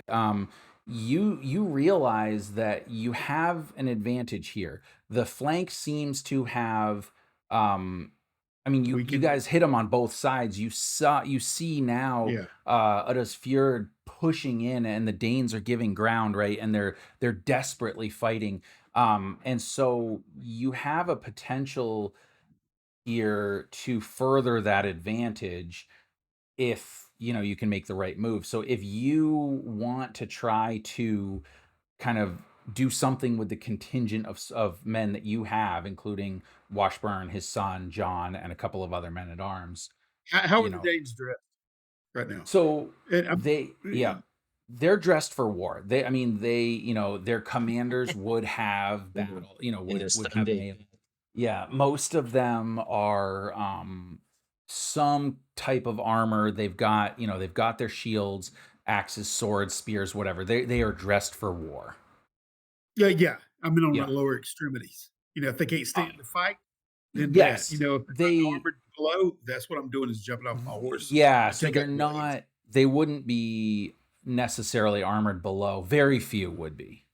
Yeah, so that's what I'll Yeah. point out to John. Mhm. Attack their attack their lowers, Mhm. and I'll jump off the horse, even though it's not Yeah. as advantageous to me, and then I'll start, leading by Mhm. example and trying to Okay.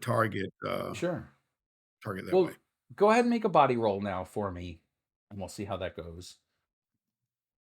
10, Oh, nice. Okay. So, highest roll of the night. Yeah, yeah. So as you kind of leap off the horse, right, and the sword slashes down again, it's like there's this. I mean, it's probably just like the growls and grunts of combat or whatever, but it sounds like yeah, this bear growl, right? And you cut down one of the sword Danes who had just been like, I mean, he had been just like cutting down the just Fjord like cleave through his chin. yeah, you just like right and take him down to the ground, gut him, whatever. And his men, I would imagine, kind of try to come in on you, and you see as one is like raising his axe to kind of like cleave your skull, this big like mace, takes him right, and as Washburn, who didn't get off his horse, he just like whack with the big mace that he's carrying, um, and he kind of just nods to you, and then he's fighting as best he can.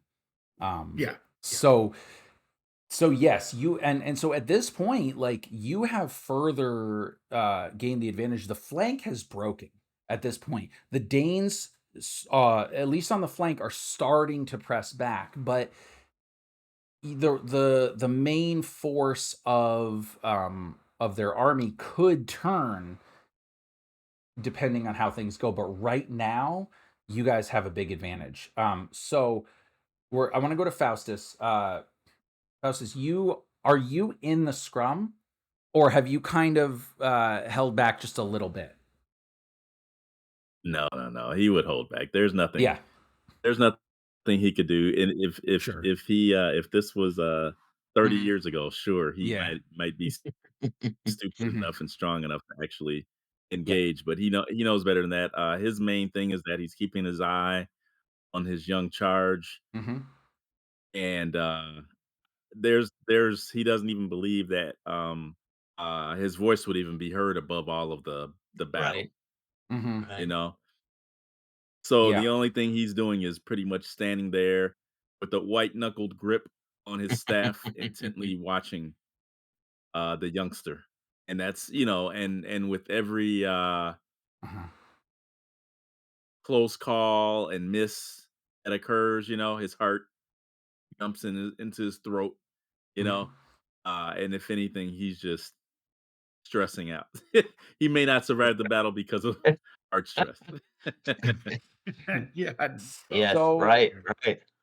we're the Maybe uncomfortably close, but he's definitely not in the midst of things. No. Right, right. Sure. Well, and so you being that you do have a mind for strategy, right? You maybe not be able to wield a weapon effectively, but your mind is still sharp. And so you notice that as the young lord's gambit has succeeded, right? He has successfully taken the advantage on the left flank.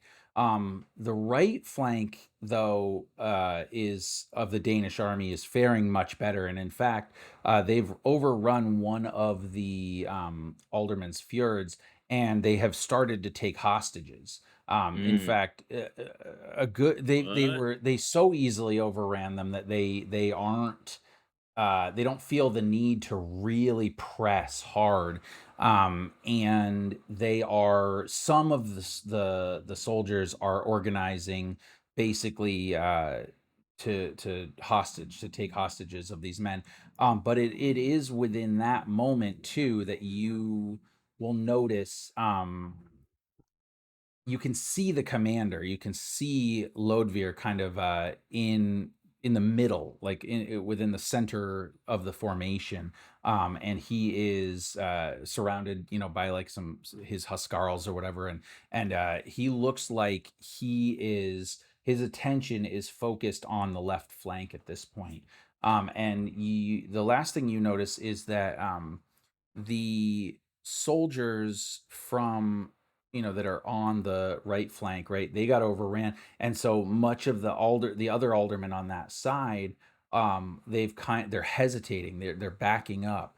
They can't form a proper shield wall, but Mhm. they can form a formation, because much of them, they'll have spears or whatever, so they're trying to do that, but if they could get overrun if they don't press. So you've noticed this.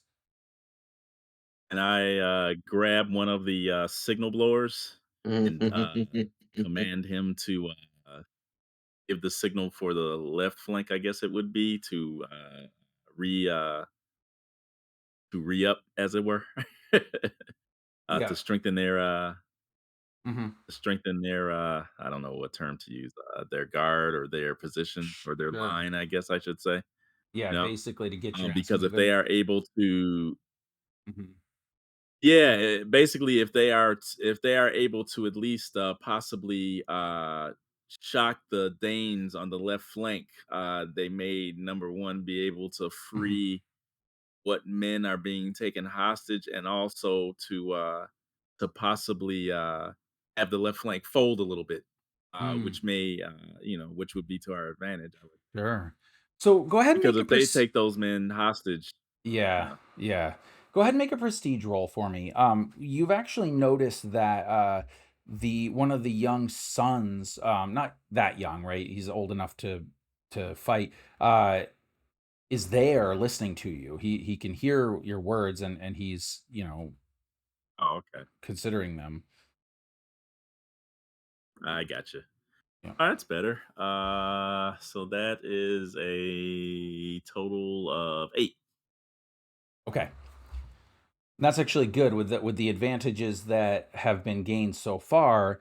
Um, and again, that meta, I'm using an overall difficulty Mhm, for the encounter itself. So we mhm, could potentially use a different difficulty value because this is your army, but for simplicity's sake, I like to the encounter itself has a mhm, difficulty rating. And so mhm, the young alderman's son recognizes, he sees what you're seeing, he understands what, and he says, yes, we must press the advantage.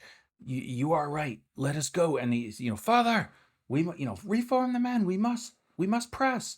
And so they do. They form up, and again, taking the Danes a bit by surprise on the on the other side, right? The fjord comes in, with their spears in a well executed, maneuver, um, and manage to stagger that flank. And so they haven't broken them.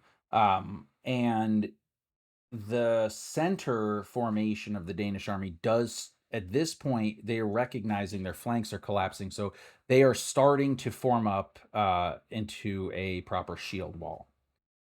So good job, Faustus. That was excellent. mhm. And now, Uta, we will come back to you. Um, Oh.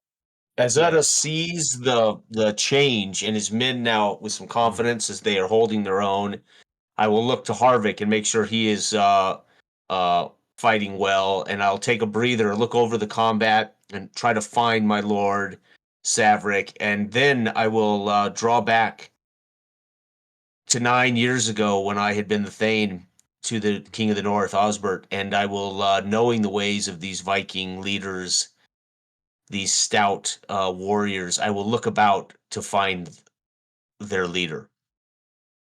Okay. Um, And yeah. if I can make him out, I will then work my way through the scrum and the melee Mhm. to try to get to him.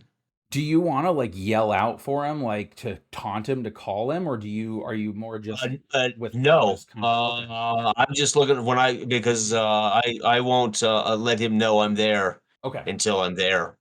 Yeah, so you actually are able to kind of catch some glimpses. He's definitely towards the center part of the Right, army. right, Um he you can see as you guys are just pushing the this flank Right. back into the Right. main column.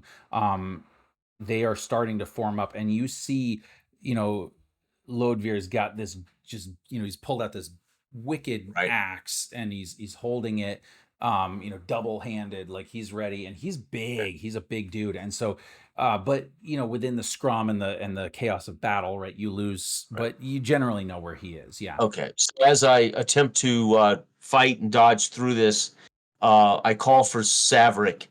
And if I can get Saverick's attention, I will point him in the direction of the giant leader. Okay. Uh, I'm down on my footing now, and off the horse. Yep. So, and from the melee, I don't know if I can readily uh, hear him, you know. And I'm still telling John to let's Yeah. get the young lord to safety. You know what I mean? Well, As we're I trying, think you because could hear him because chances are Uda would have been either joined your little band there, or at least been real close, because at this point you guys would be pushing as a unit. So yeah, you could okay, definitely hear him. okay, I mean, if it's degraded it that much to where Hmm. I see Udder or whatever like that. Yep. Yes, your lord. And I turn around and glance over there. Yes, we should take the head of the snake and end this now. And then I'll start stalking and dragging my sword and pull it up and start wielding and basically lead uh, a path straight to him, Hmm. since I'm kind of incensed by what's going on, and feel impressed upon doing that. That's what I'll try to do, is get straight to him, aside from Okay. anything else. But I'm yelling for John and whatnot to take the young lord to safety. Okay. Uh, and Um. Yeah. Okay. So that's great. So they will attempt to get Westworld out of there, and for a little while, they're kind of, what's happened is they've basically surrounded him. He's within this like fighting circle, but John, being a military minded guy, right? He's basically, they're slowly retreating right backwards as a unit, and so it's sort of deceiving Westweld into doing what they want to do, right? But it's a slow maneuver because he's headstrong and he doesn't want to leave the men. um but you're reasonably confident that he will be safe. Now at this point, you I've taken Udder at yeah, his word, and I think that yeah, we're going to break from the detachment and head in that direction. So I'm sure. just essentially leading the charge, but I'm not, I'm assuming that they're following in Hmm. mass Nobody toward wants that. to just like one-on-one challenge, Lodvir, single Oh yeah, combat, well, right? Just We're I don't know how close we are, so we're fighting to him, and I'm yeah, just trying to no, I point know. Saverick in his Yeah. direction. Yell yell taunts at him, right? Your mother was a Christian, you know. Ugh. Yeah, I'll be Um, stalking that way to try to work my way to Thor, him. Thor thought you were And so ugly he Sam. cried. Oh, You know, yeah. No, that's cool. So you're yeah, working. I'll Yeah, call his name out yeah. because I'm incensed with what my history is, what he's yeah. I'm done, not even certain I know his name. and Oh that he's well, you probably would. You would have heard it by this Yeah. point because All right. you guys have all the intelligence that you need. Um, but that's okay. So yeah, so you're kind of calling out there, face me, right? it's almost like Um, he's still tormenting me, even though I've mhm, moved from location to location. sure. So he's Yeah. not going to repeat here what I've had to grow up Well, witness. yeah, and he can't necessarily see you, but you would hear. So so you start to hear. You don't know if it's Lodvir or somebody else calling back, but it's like you hear like, "You Saxon turd, come and find us. You won't break through our center. You're weak." Right there, whatever. So basically, you taunt them, they're taunting you back. But it's at this point that uh, there is a somebody else like comes into the thing here. It's a soldier, and he says this messenger basically comes in and he says, "Lord Washburn, I have an urgent message." And he says, "Yes, what is it? Report." And as they're it's a fighting conversation here, right? And he says, you know, "I'm here to give message that the the men of Howardtown, they've heard of your plight and they're riding to your aid. If you can hold, but just a little while, you reinforcements will be here, and they will help you fight this Danish threat." And so, he's like, "Oh, thank God, he has answered our prayers. The men of Howardtown have come to our aid, right?" And it's, it's like, look to the west on the what it was on the third day, and Gondor calls for aid.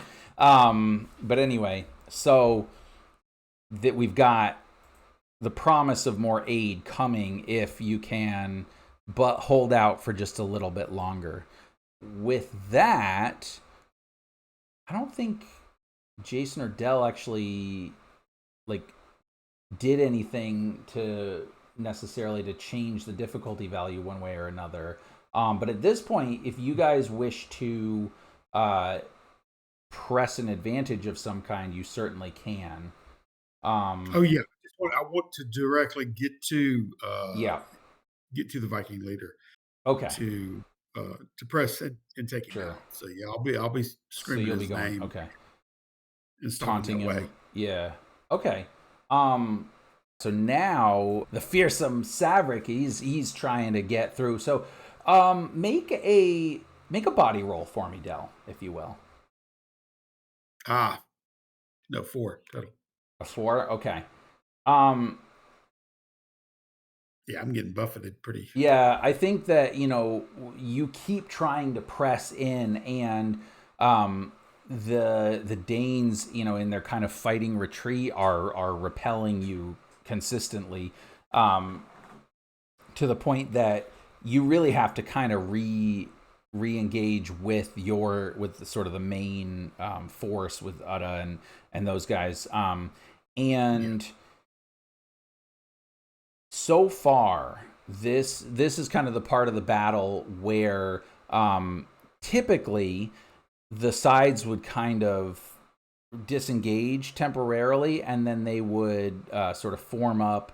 They might maneuver, but this is kind of where like they attack, they back up, they form their formations again, and then so that looks like that's what the Danes are trying to do. They're trying to form a strong like shield wall formation um, in the center, right?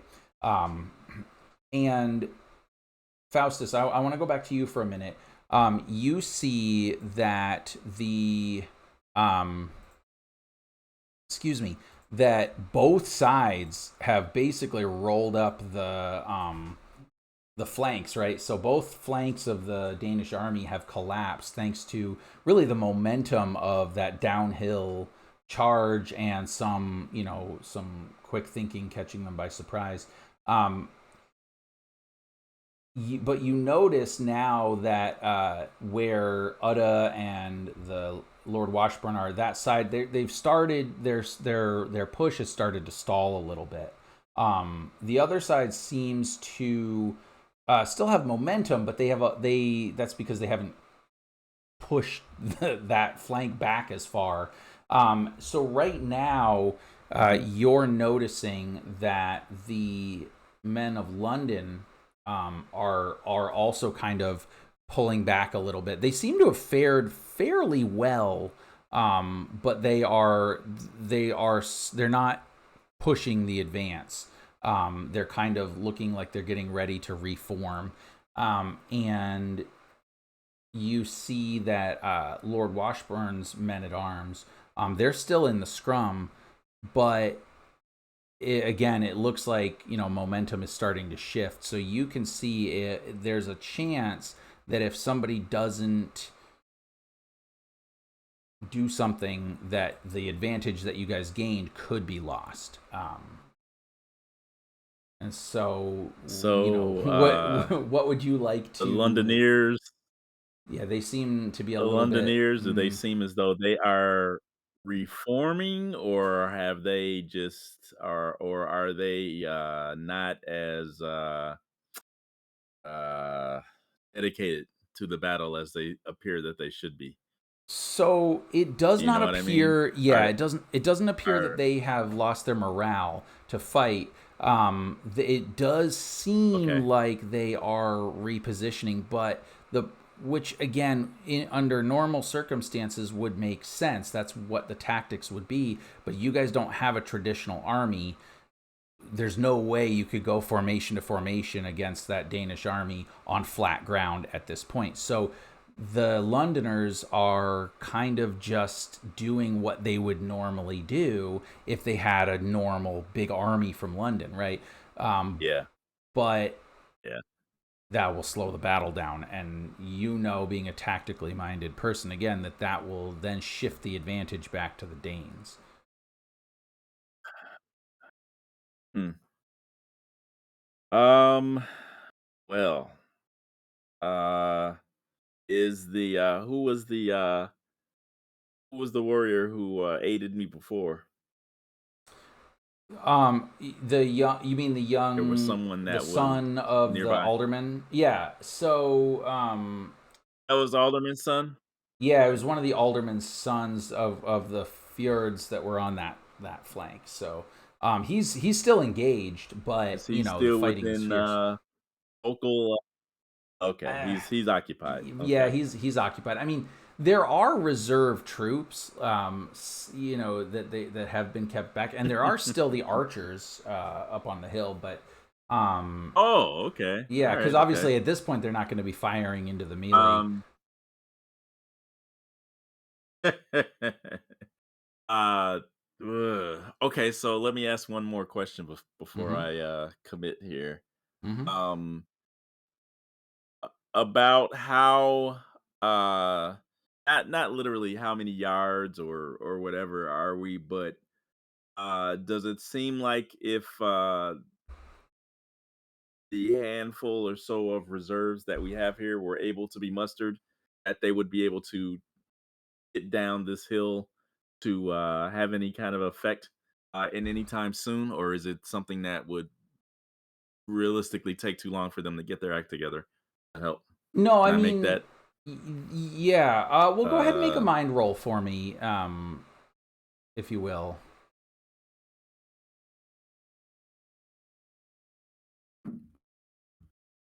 uh, that's going to be a 7.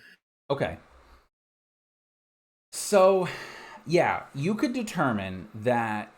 So, based on perhaps reading or study of military tactics, strategies, just knowing about battles, kind of in a intellectual sense. This is typically when the fighting forces they've been fiercely fighting for a while. They start to kind of slow down a little Mhm, bit, right? And so mhm. a tactical repositioning gives each side kind of time to sort of regain their energy. So Hmm. and it looks like that's what both sides are about to do, right? So in theory, yes, Okay. if you were to be able to press fresh troops, even Fjord troops down Hmm. in a direct assault, there could be an advantage there. One last thing. Uh, did the Danes still uh have the advantage as far as them basically disarming some of our men on the left flank still? Is that Not still a really thing that's going on because there? no, not really because what happened was when the young alderman when they kind of charged down in Hmm. and sort of retook. So there, Hmm. there are probably some hostages still, as some of the Danes would have, taken them to the kind of the rear of the army. But no, Oh right wow. now Okay. the troops, the men of Dredgewater have the advantage if Hmm. they're able to press it, but it could very easily swing the other way. Okay. I'll raise my staff over my head with both hands high into the Hmm. air, and I will yell out. I will yell out to the. I'll call them the reserves that may be Hmm. there. I will say, "Your countrymen are being taken away from you, and if we fail to overcome these Danish dogs, they'll be coming after your women and your daughters next." So I'll say have at Hmm. them, you fools, before it's too late. The time to strike is now. Is now, yeah. So make a prestige roll for Mhm. me. Okay.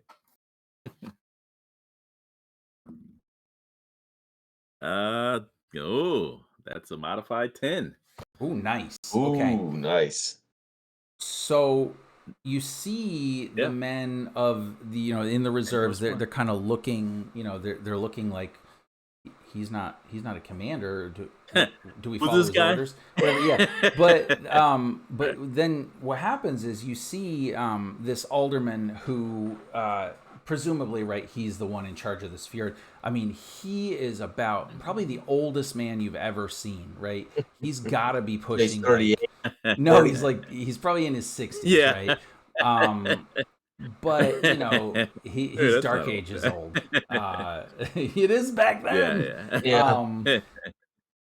Yeah, yeah, yeah, I yeah. mean, Oh, yeah. old, but he's decked out in He's as old as mail. He's got Faustus. yep, he's got a sword that's probably older than There you than go. most of you guys.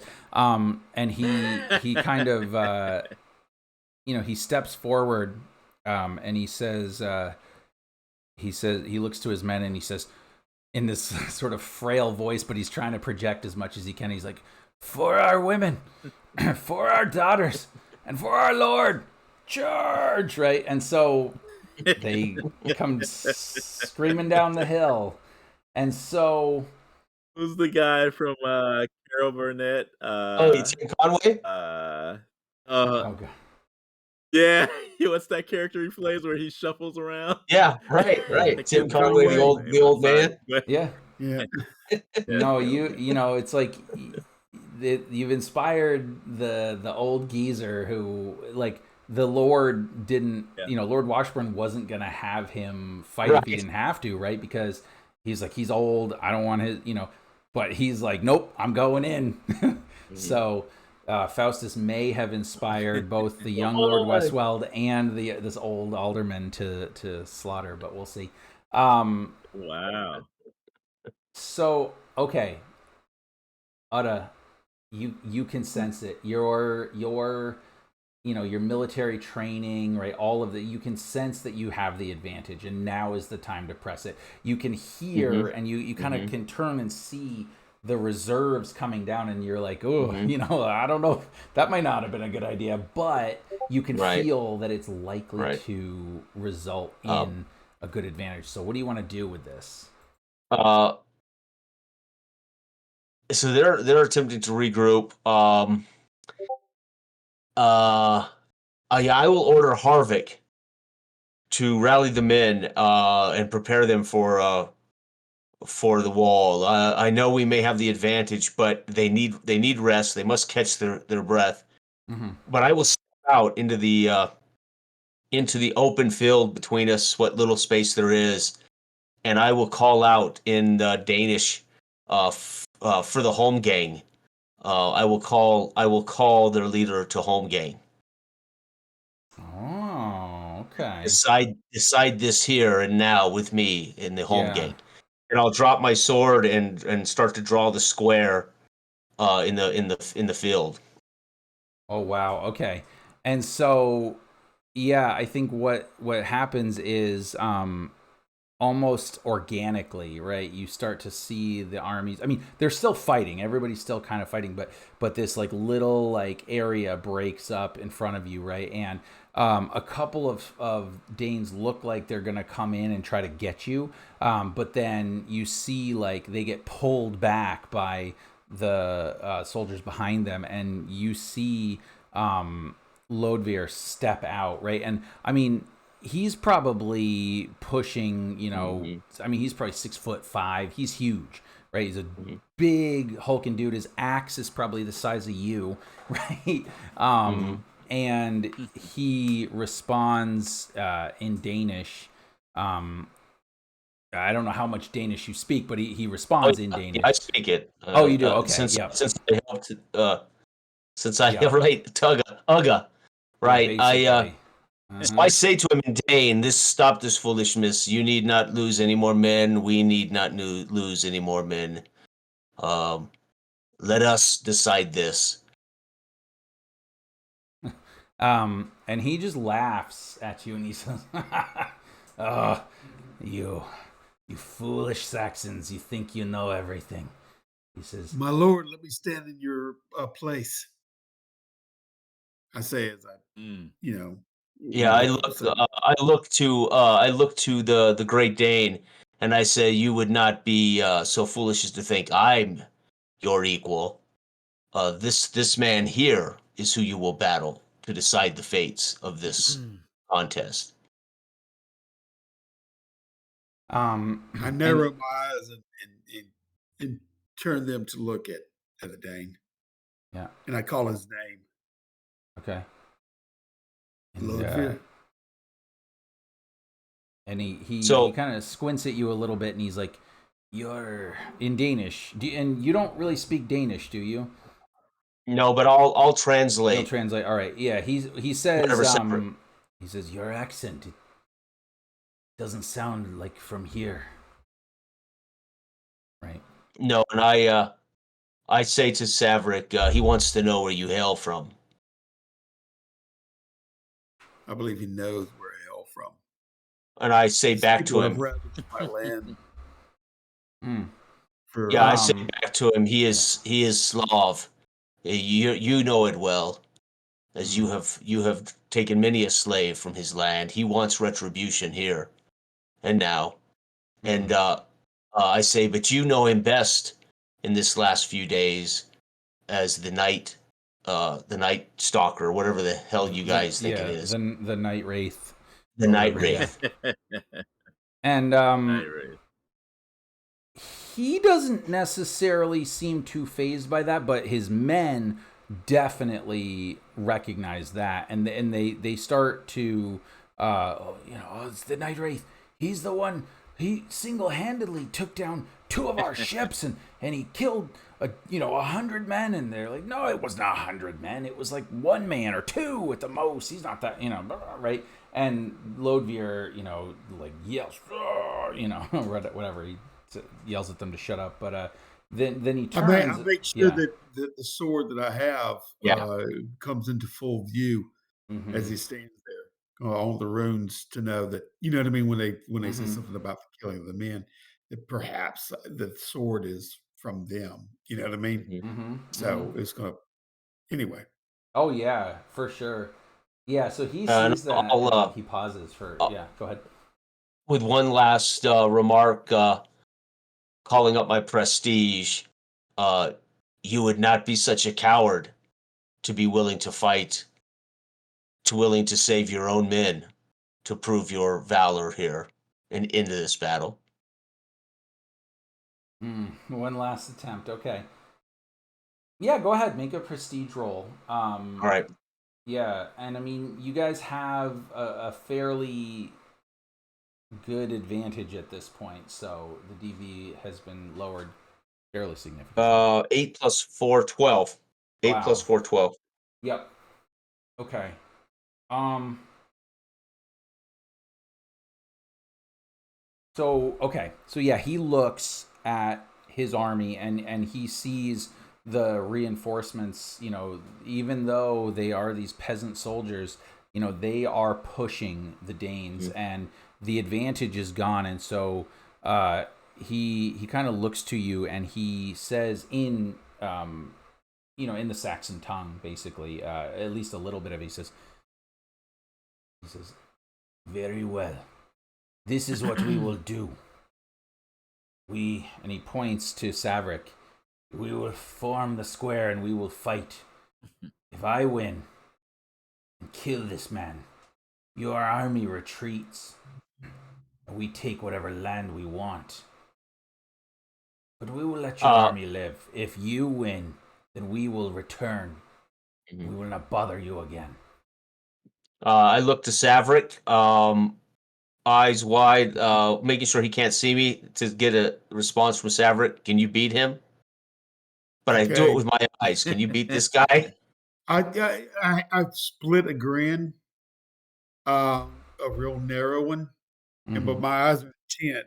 Mhm, There's a burning, mhm. incensed hatred that I think you could So probably then describe. I'll turn back to the Dane and I'll say in their tongue, uh, "Let this be the contract that is made." And then I'll step out of the square that I started to draw, and Mm-hmm. slowly work my way back to Lord Washburn. Yeah. As and And as I yeah. do, dragging my sword behind me, um, I will get Washburn's eye contact, and I will turn my head to every dead peasant and every dead of our army along my way to Washburn. And as I approach, I'll stand, brother-in-law. We cannot afford to lose any more. This is the way to decide the fate of this battle. And he looks I step into and the square. yeah. Well, he motions for his like one of his priests to come. Not Father Falcone. There's no way in hell he would be there. But one of the the priests from the abbey or whatever, they come down and he says, let us say a prayer to have the blessings of God on our side. To cast these pagans from our land and let the light of Christianity shine bright, right? And so they're doing this and they want to they're calling blessings down upon Savrik and but Savrik, you would know as you're kind of stepping into the circle, right? Lodvir kind of backs up a little bit, and he kind of throws off some of the armor that he had, right? Because it was heavy. So he's basically bare chested at this Mhm. point, with his huge axe in his hand, and he kind of motions, and this woman, beautiful, dark hair, like just in completely entrancing eyes, comes over, and uh, she basically has like a little pouch or whatever. She pulls it out and she throws these bones down onto the ground. And she looks at him and then she looks back up and says something again in the Danish tongue. But he smiles and nods. And then he like pulls her into him and gives her this like huge kiss, basically pretty aggressive. Like he's just taking this kiss from her, Mhm. and she doesn't. This doesn't seem like this was something that she necessarily enjoyed or wanted, but she also, you kind of see with Mhm. by her Mhm. reaction, whatever, she's smart, and she kind of plays it off and whatever. And then he basically like leans down and there, where she had cast the bones next to it, there's this like goblet, or not a goblet, it's like a kind of a bowl or whatever, like a shallow bowl. It's got blood in it, and he puts his hands in it, he takes it and he just starts rubbing it into his beard. And he had already kind of had a sort of a ruddy reddish thing, but now he really is Lodvar Bloodbeard, right?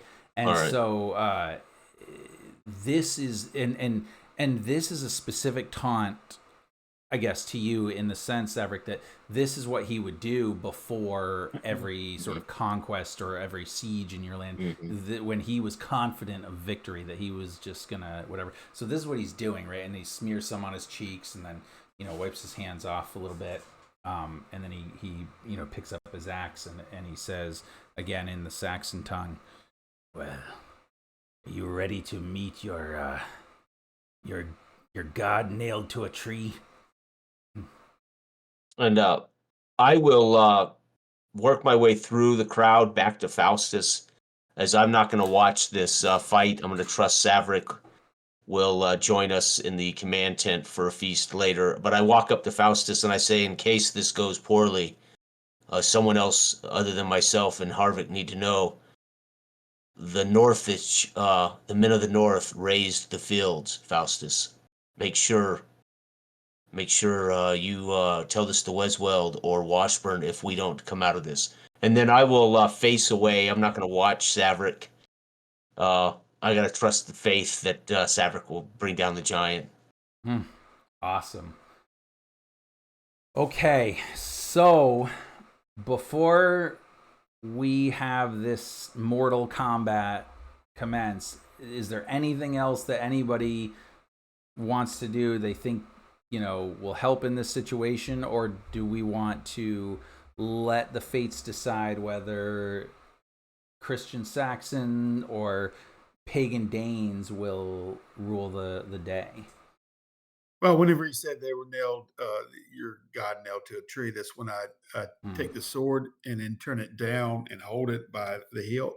I mean, hold it by the blade side, Yep. and tree indeed.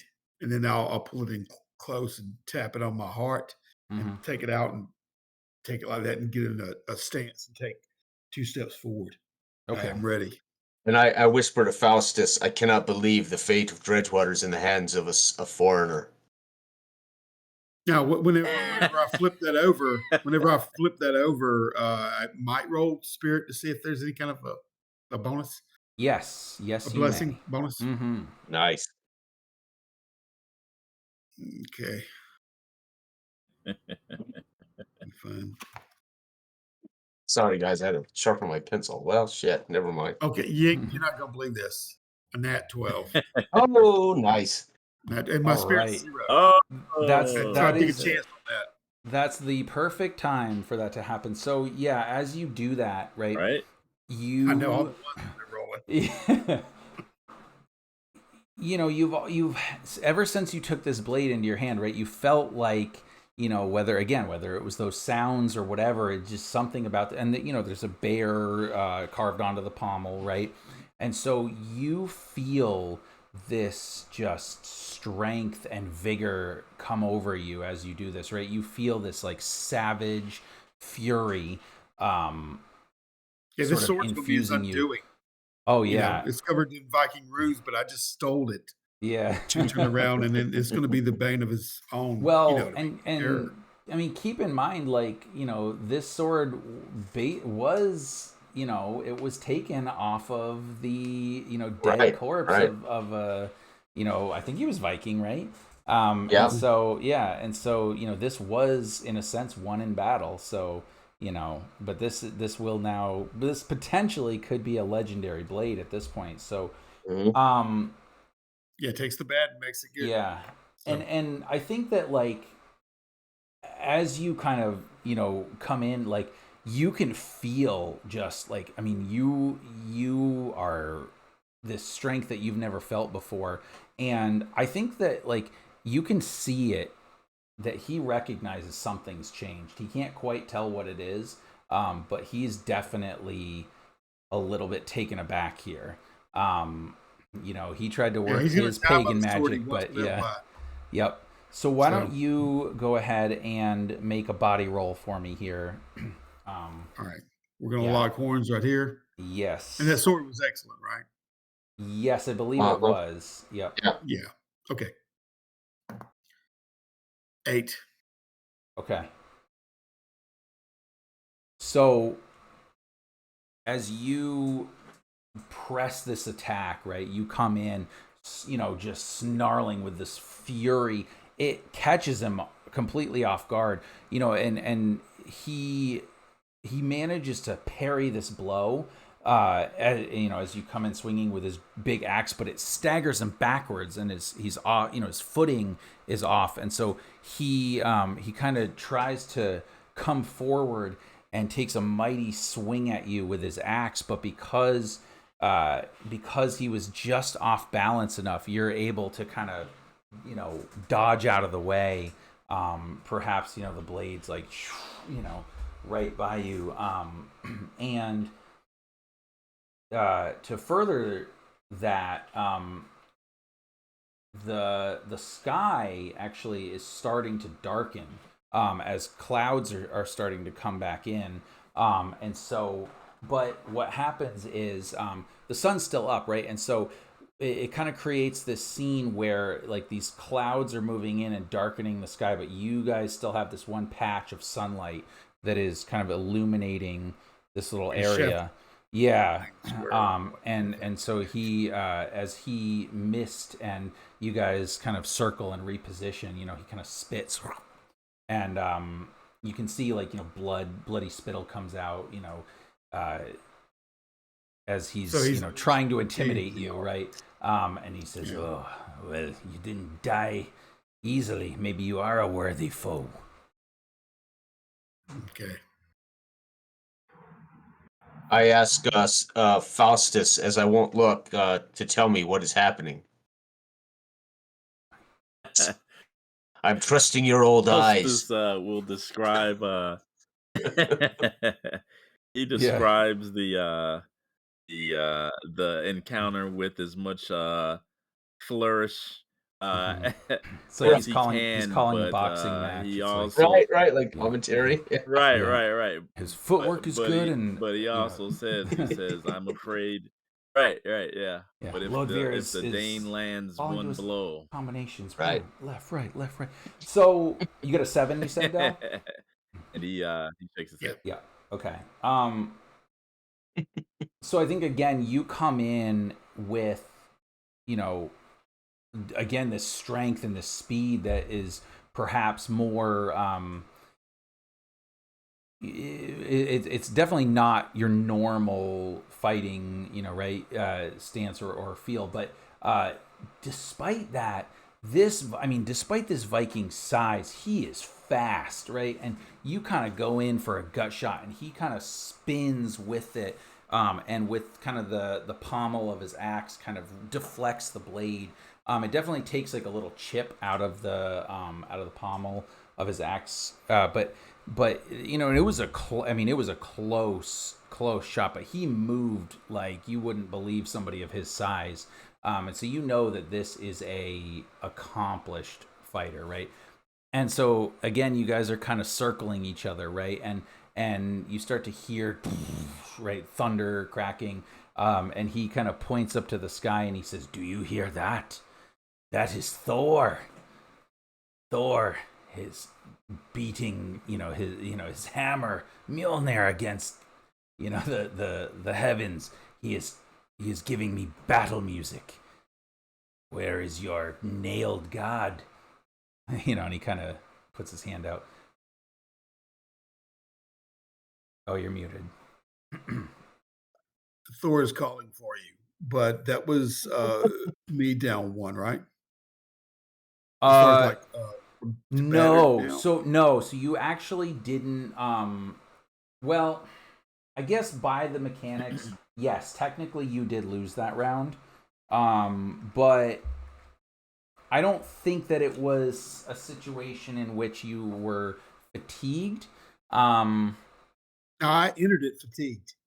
Oh, you did? because I Oh, okay. yeah, I had, filled that one Okay. thing on the Yeah, you I know guess so, because I think by the mechanics, if you lose that round, you would. So, yes, in that case, you do. And I think perhaps the speed at which he responded really, like, that was hard. That took you, that took you off balance a bit.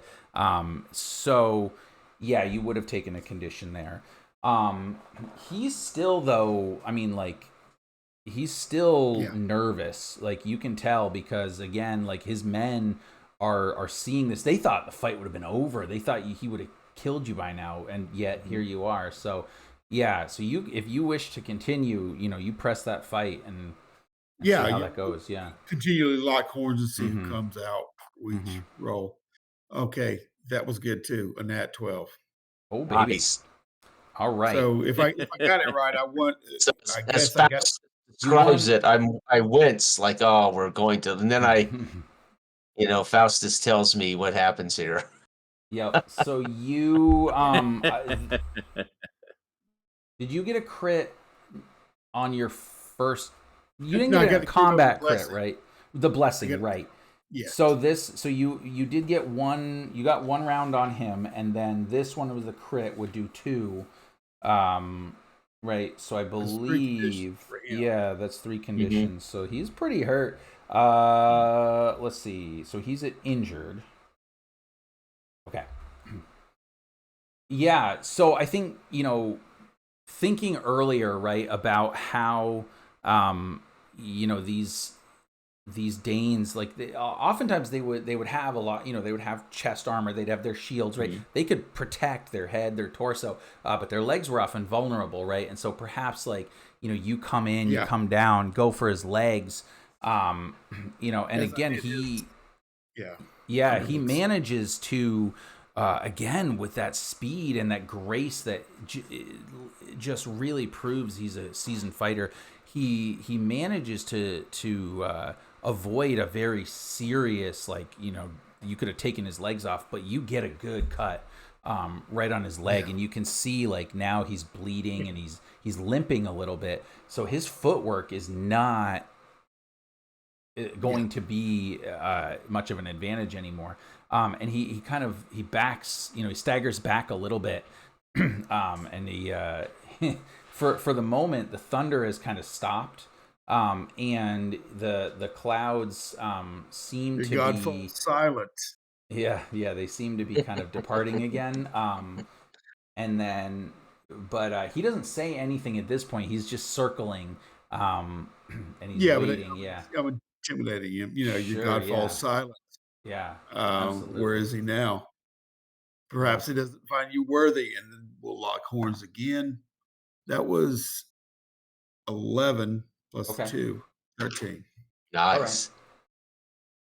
So I think that he comes in at you, right? Like he was circling, he was waiting, right? You were kind of circling, and then he just presses the attack, right? He comes in, big overhand swing with his axe, and I think perhaps what happens is like you manage to parry it or something, and it kind of goes into the ground, or it almost goes into the ground, and he's able to kind of come around, but he can't come back into a fighting stance because his leg is cut, is bleeding, right, and so he kind of stumbles a little bit, and I think at that point you come up and you kind of just give him a big slash right across his back, right, and he kind of he lets out this just growl of pain, right? And it buckles him to his knees.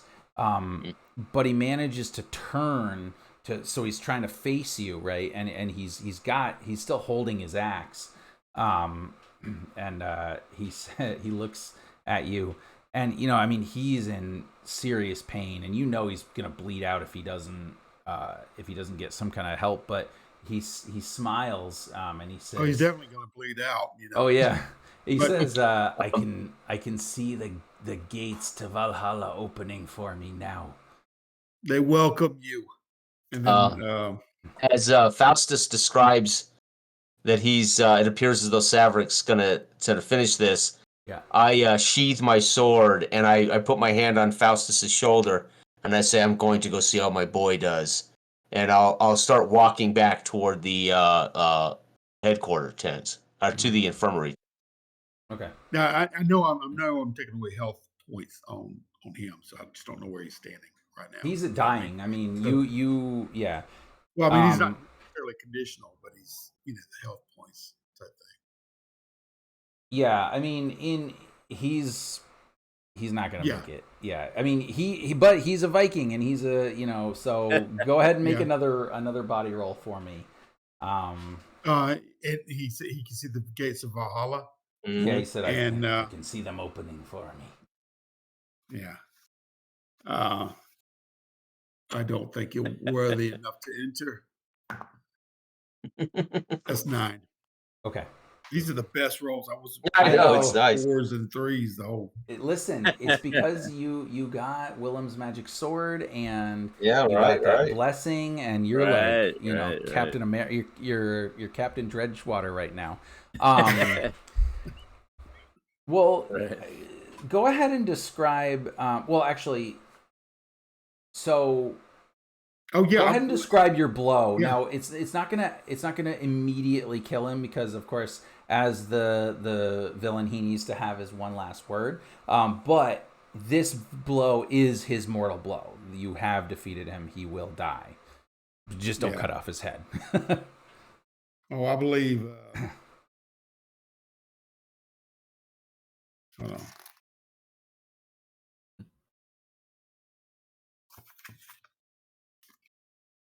Yep. Right. I believe Nice. Yeah, that Yeah. one he's would gonna suffice. drive the sword through him. Right, right, Yeah, right. skewer him. You know what I mean, like the pig he So is. Yeah. yeah, And so maybe what happens, right, is like you go to attack him, and somehow he manages to lunge himself up onto his feet to try to like get one more blow, and you just yeah, if he's coming down with an axe, I want to use that yeah, blood groove on that sword. You know what I mean? yeah, yeah, yeah, And I'm gonna pig stick Mhm. him and then turn it a little bit, and then I'll slide it yeah, out, and yep. hopefully some entrails will come out as with a spray of blood too. Yeah, You know, it's as gruesome like a as you would like it to be for sure. yeah, and And I'll kick him off of it too. yeah, You know, and he kind of he falls down, down onto his knees, and as you kind of kick it, he falls onto his back, right? He's, his axe held in his left Mhm. hand, and he's kind of twitching and, gurgling, like clearly, there's blood in his lungs at this point. And you can see his eyes kind of go Mhm. unfocused, and he's looking up, and he's sort of like, he's like, with the last of his strength, he's like trying to reach, for something. And he says, "Can can you see it? The Valkyrie, she's come." And then, his eyes kind of, he goes glaze over, and his hand falls down. And his grip, yeah, on his, yeah, or all right, sure, he can fall forward, there you yeah, I go. love it. And at this point, there is a massive cheer from your army, right? And the Danes start, Yeah, I'm battered or backing up. whatever, so I'm Yeah. heaving and like that, as I stand over him, and then as the Hmm. cheer is because I can't hear anything, the blood's Hmm. going, and Yeah. and Right. uh, and then the cheer breaks in as as I look around, Hmm. but I'll give a hard look at all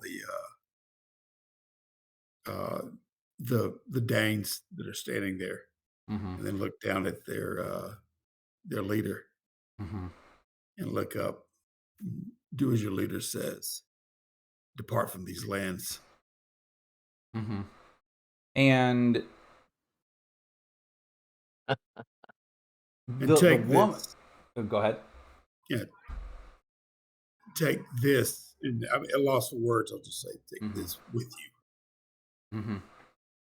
And the woman who had, done the whatever bless, she actually steps up, and she speaks in, again, very broken, like Saxon English, right?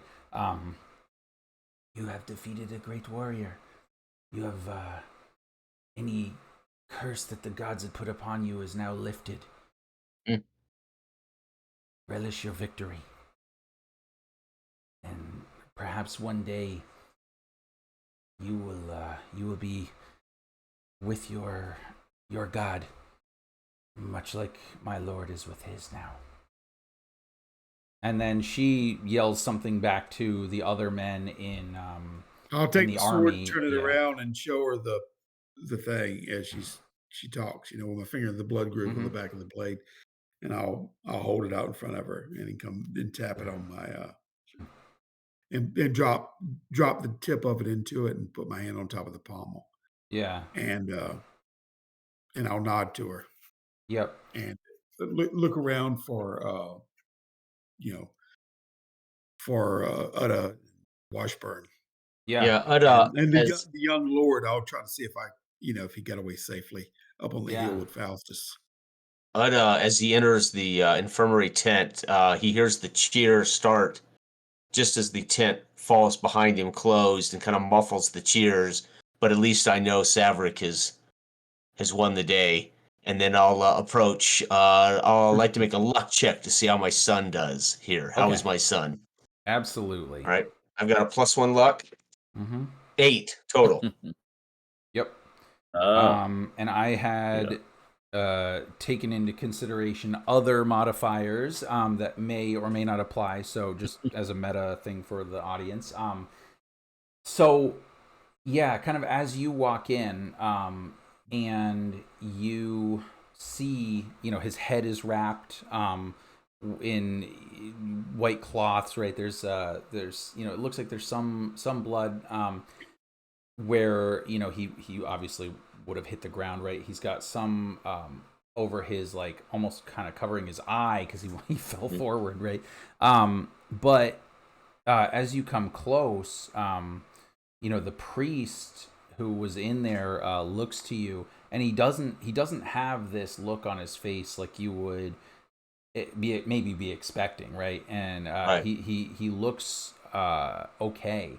And before he can really say anything, you look down and you see Marcus kind of opens his eye because the other one's covered with the gauze, right. And he says, "Father, is that you?" Yes, boy, you fought bravely today. And I'll look to Cassius, and I'll call him to me, and I'll say, "Now you rest, son. We have won the day. We will be headed back to our home." And then I'll turn to Cassius, say, I want those notes uh, for my journey back. So I'll tell Cassius I want him to read these notes to me Mm-hmm. as we prepare to leave. Yeah. Of course, my lord.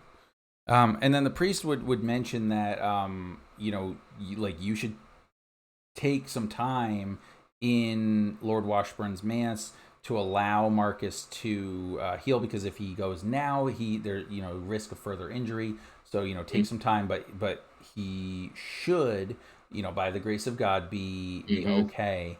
Um, and yeah, I think as you do this, right, and as he's like, "Yes, Lord, of course," and you kind of exit the tent for a moment, leaving your son in the capable hands of the Mm-hmm. surgeons and the priests and whatever. You come outside and you see Harvick has this bedraggled, kind of drunken looking man, almost by, like, the his shirt, and Mm-hmm. he says, "My lord, that man you were looking for, Joff, I found him. He's here." And Uh, Joff looks like he's about to piss his pants. He's a all little bit right. scared Has here. he Yeah. been? Is he worn torn like he's been in the the battle with us? Yeah, he was in the battle. Okay. In Okay. fact, he's still wearing the Washburn livery. So, Okay. yeah. Yeah. So I'll walk up to him and Mhm. I'll say, Harvick, let him go. And then I'll say, Joff, you will break bread with me today at the feast, and I want to hear the tales of this wild man from the woods, this herald that I've heard about. Yeah, and with that, you see this look come over his face, and he says, "Oh, very good, my lord. That murderer must come to justice." Like, he's kind of walking beside you, and we'll give Joff a bit of a happy ending in the sense that he acquitted himself fairly well in the battle, He's considering. alive. He's Yeah, he's alive. alive. That's He's that's still where you need to alive. be. Yep. And yeah, he did that, and then Faustus, you would after some time, right? Perhaps you took some time to recuperate. You checked on young Westweld, whatever. But the news of your contributions, right, with the tactical decisions, reach back to Lord Washburn.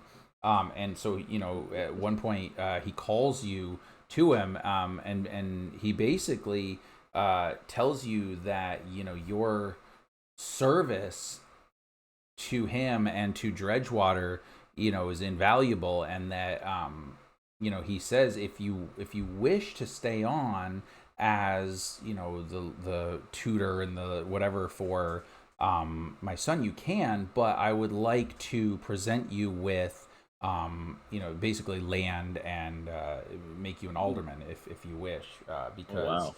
your Oh your wow. contributions were incredibly uh, valuable. He wants to give you some lands kind of in the south,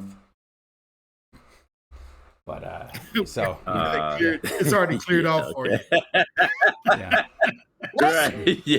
It's been Um, raised. It's been burned. Faustus there's this will really nice he old Roman yeah, watchtower nearby that I'm sure you right, do something right, with it. right. You can convert that into a nice Yeah. condo.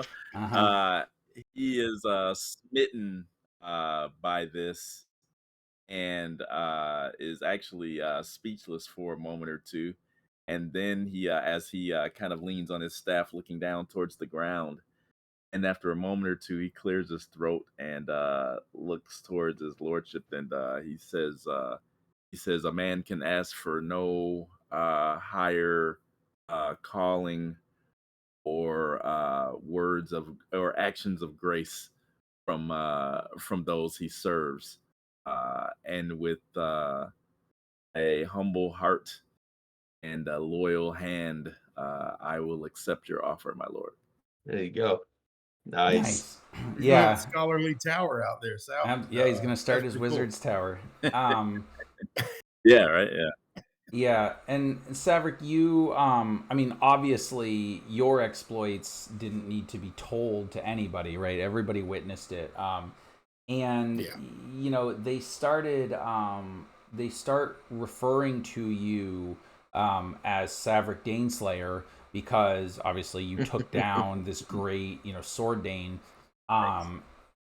but some also, kind of, it's either Saverick Daneslayer or Saverick the Bear, right? Because people say that when you fought, there were times where it almost looked like you were two bears just mauling each other, and that you came out victorious, right?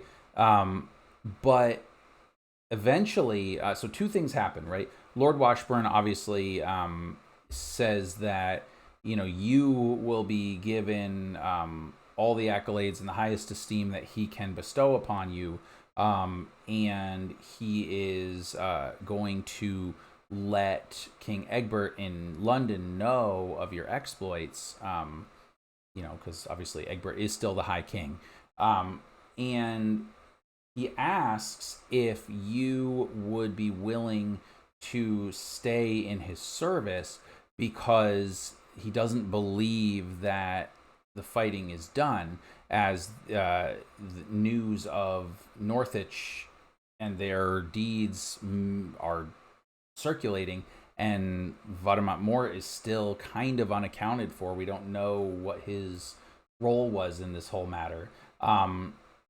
But he wants to know if you will stay on. And so, if you are willing, then yes, then he would like to As long do as that. Maverick the Dane Slayer patrols Mhm. basically is worded as to be in the woods Mhm. surrounding Dredgewater. It's gonna hopefully stem any kind of just like we see these Danes just walking through the Yeah. area. You know what I mean? Oh, yeah. That's uh, that to me. Mhm. Um, and I'm taking that one repute and putting it on spirit because just for him referencing the God made me Mhm. prompt him to do that. But Yep. then Mhm. as the battle, it made me feel like it Yeah. was divine intervention. You know what I mean? Even Yeah. in spite of my anger and everything like that, I was more focused and it was Sure. Yeah. accomplished. And even with the thunder and lightning. So I thought Mhm. it was pretty epic. But yeah, I'll Mhm. do that as I feel like right now I've defended my home and that Mhm. it is my home territory now that this Dane that Yeah. had plagued and troubled my own people and caused me to leave Mhm. tried to do the same, and yet he was turned away. So Yeah. right now, this is like a whole like Yeah. yeah, a huge pivot point for Saverick in his Yeah, for life. sure. Well, as I like, I obviously So don't I want to gotta give too go. much away. Oh yeah, Okay. no, thank Yeah, you, David. Yeah. Yeah. Thanks, David. I know it's yeah. getting late, Thanks, man. Dale. Yeah. Thanks, brother. I Awesome game. Yeah. yeah. Awesome. Appreciate you, Dave. Um, yeah, I don't want to give too much away, obviously, because Yeah. we could potentially do two more Sure. sessions at least. But what I'm thinking is that you know, and I think obviously we can resolve Uda as well. But I'm thinking that you know this was a maybe one of three things, right, that had to be accomplished still, because we still don't know what Mort is doing and what his Mhm. involvement was. And now we found out that the Justicar and the men of Northwich Mhm. are causing trouble. And Mhm. so the battle is not over. But I thought this could make kind of a good sort of maybe like penultimate uh, Yeah. climax, in a sense, where if it resolved the way it did, and it did so brilliantly, which was great, Mhm. that this could be a cool kind of like turning point. Oh But yeah. the last thing I was going to say is the commander of the forces in London um, basically say that if you ever want to come to London, that you could be in charge of men. You could lead men for the King of Eastumberland if you wish. Oh, Saverick? Yeah, Mm-hmm. but, he's too much, imbued in his Mm-hmm. happiness and a lot is nature Mm. in the wild. Is where he grew this Yeah. that's how he was raised. So, Yeah. he'll stay where he is, but he feels Mm-hmm. more tied to the land now more than ever. You know, so Yeah. even both sides, north, south, Yep. of Dredgewater, and, he's gained some a modicum of respect for Wilfred, thinking that it was another divine triangulation with the sword and whatever like that that Mm. Mhm. was gifted to him. And so, Yeah. yeah, so I mean, to him, I mean, really seriously, it Yeah. it was like it's destiny. It's meant to be. So, Mhm. yeah, he'll Yeah. take Wilfred. He'll try to find him out and do that. So I'm just letting you know, Yeah. like if I pick up the Yeah. next session or Sure. whatever like that, Yeah. Mhm. that's what he'll be engaged in because I Mhm. think I he feels satisfied. I mean, Yeah, just so you know, I can play Willem again if you want, but I was planning to retire him. So I would probably create a new character. oh, that's fine. Yeah, That's fine. only I'm because just saying. the way I imagined it was that you know, Willem basically kind of uh just goes off and becomes a hermit. Like he's he hunts, and he goes off and Right. he's Right. alone because he's having a really hard time with dealing with the fact that he had killed Yeah. these Sandra could people. discover that. Yeah, Maybe they can have their own deal where yeah, he kind of gives yeah, him more faith, and maybe you can get him back up on that horse or yeah, on that path. yeah. That But could work. Yeah, for sure. but you never Um, know. Yeah, but right, otherwise they're going to be if he's a hermit, he's going to be living out there, and then Savra could kind of watch over him too. So they'll have right, right. you know. Yeah, So that was exactly. He cool. That he was could be the cool new art for man of the Savra. woods.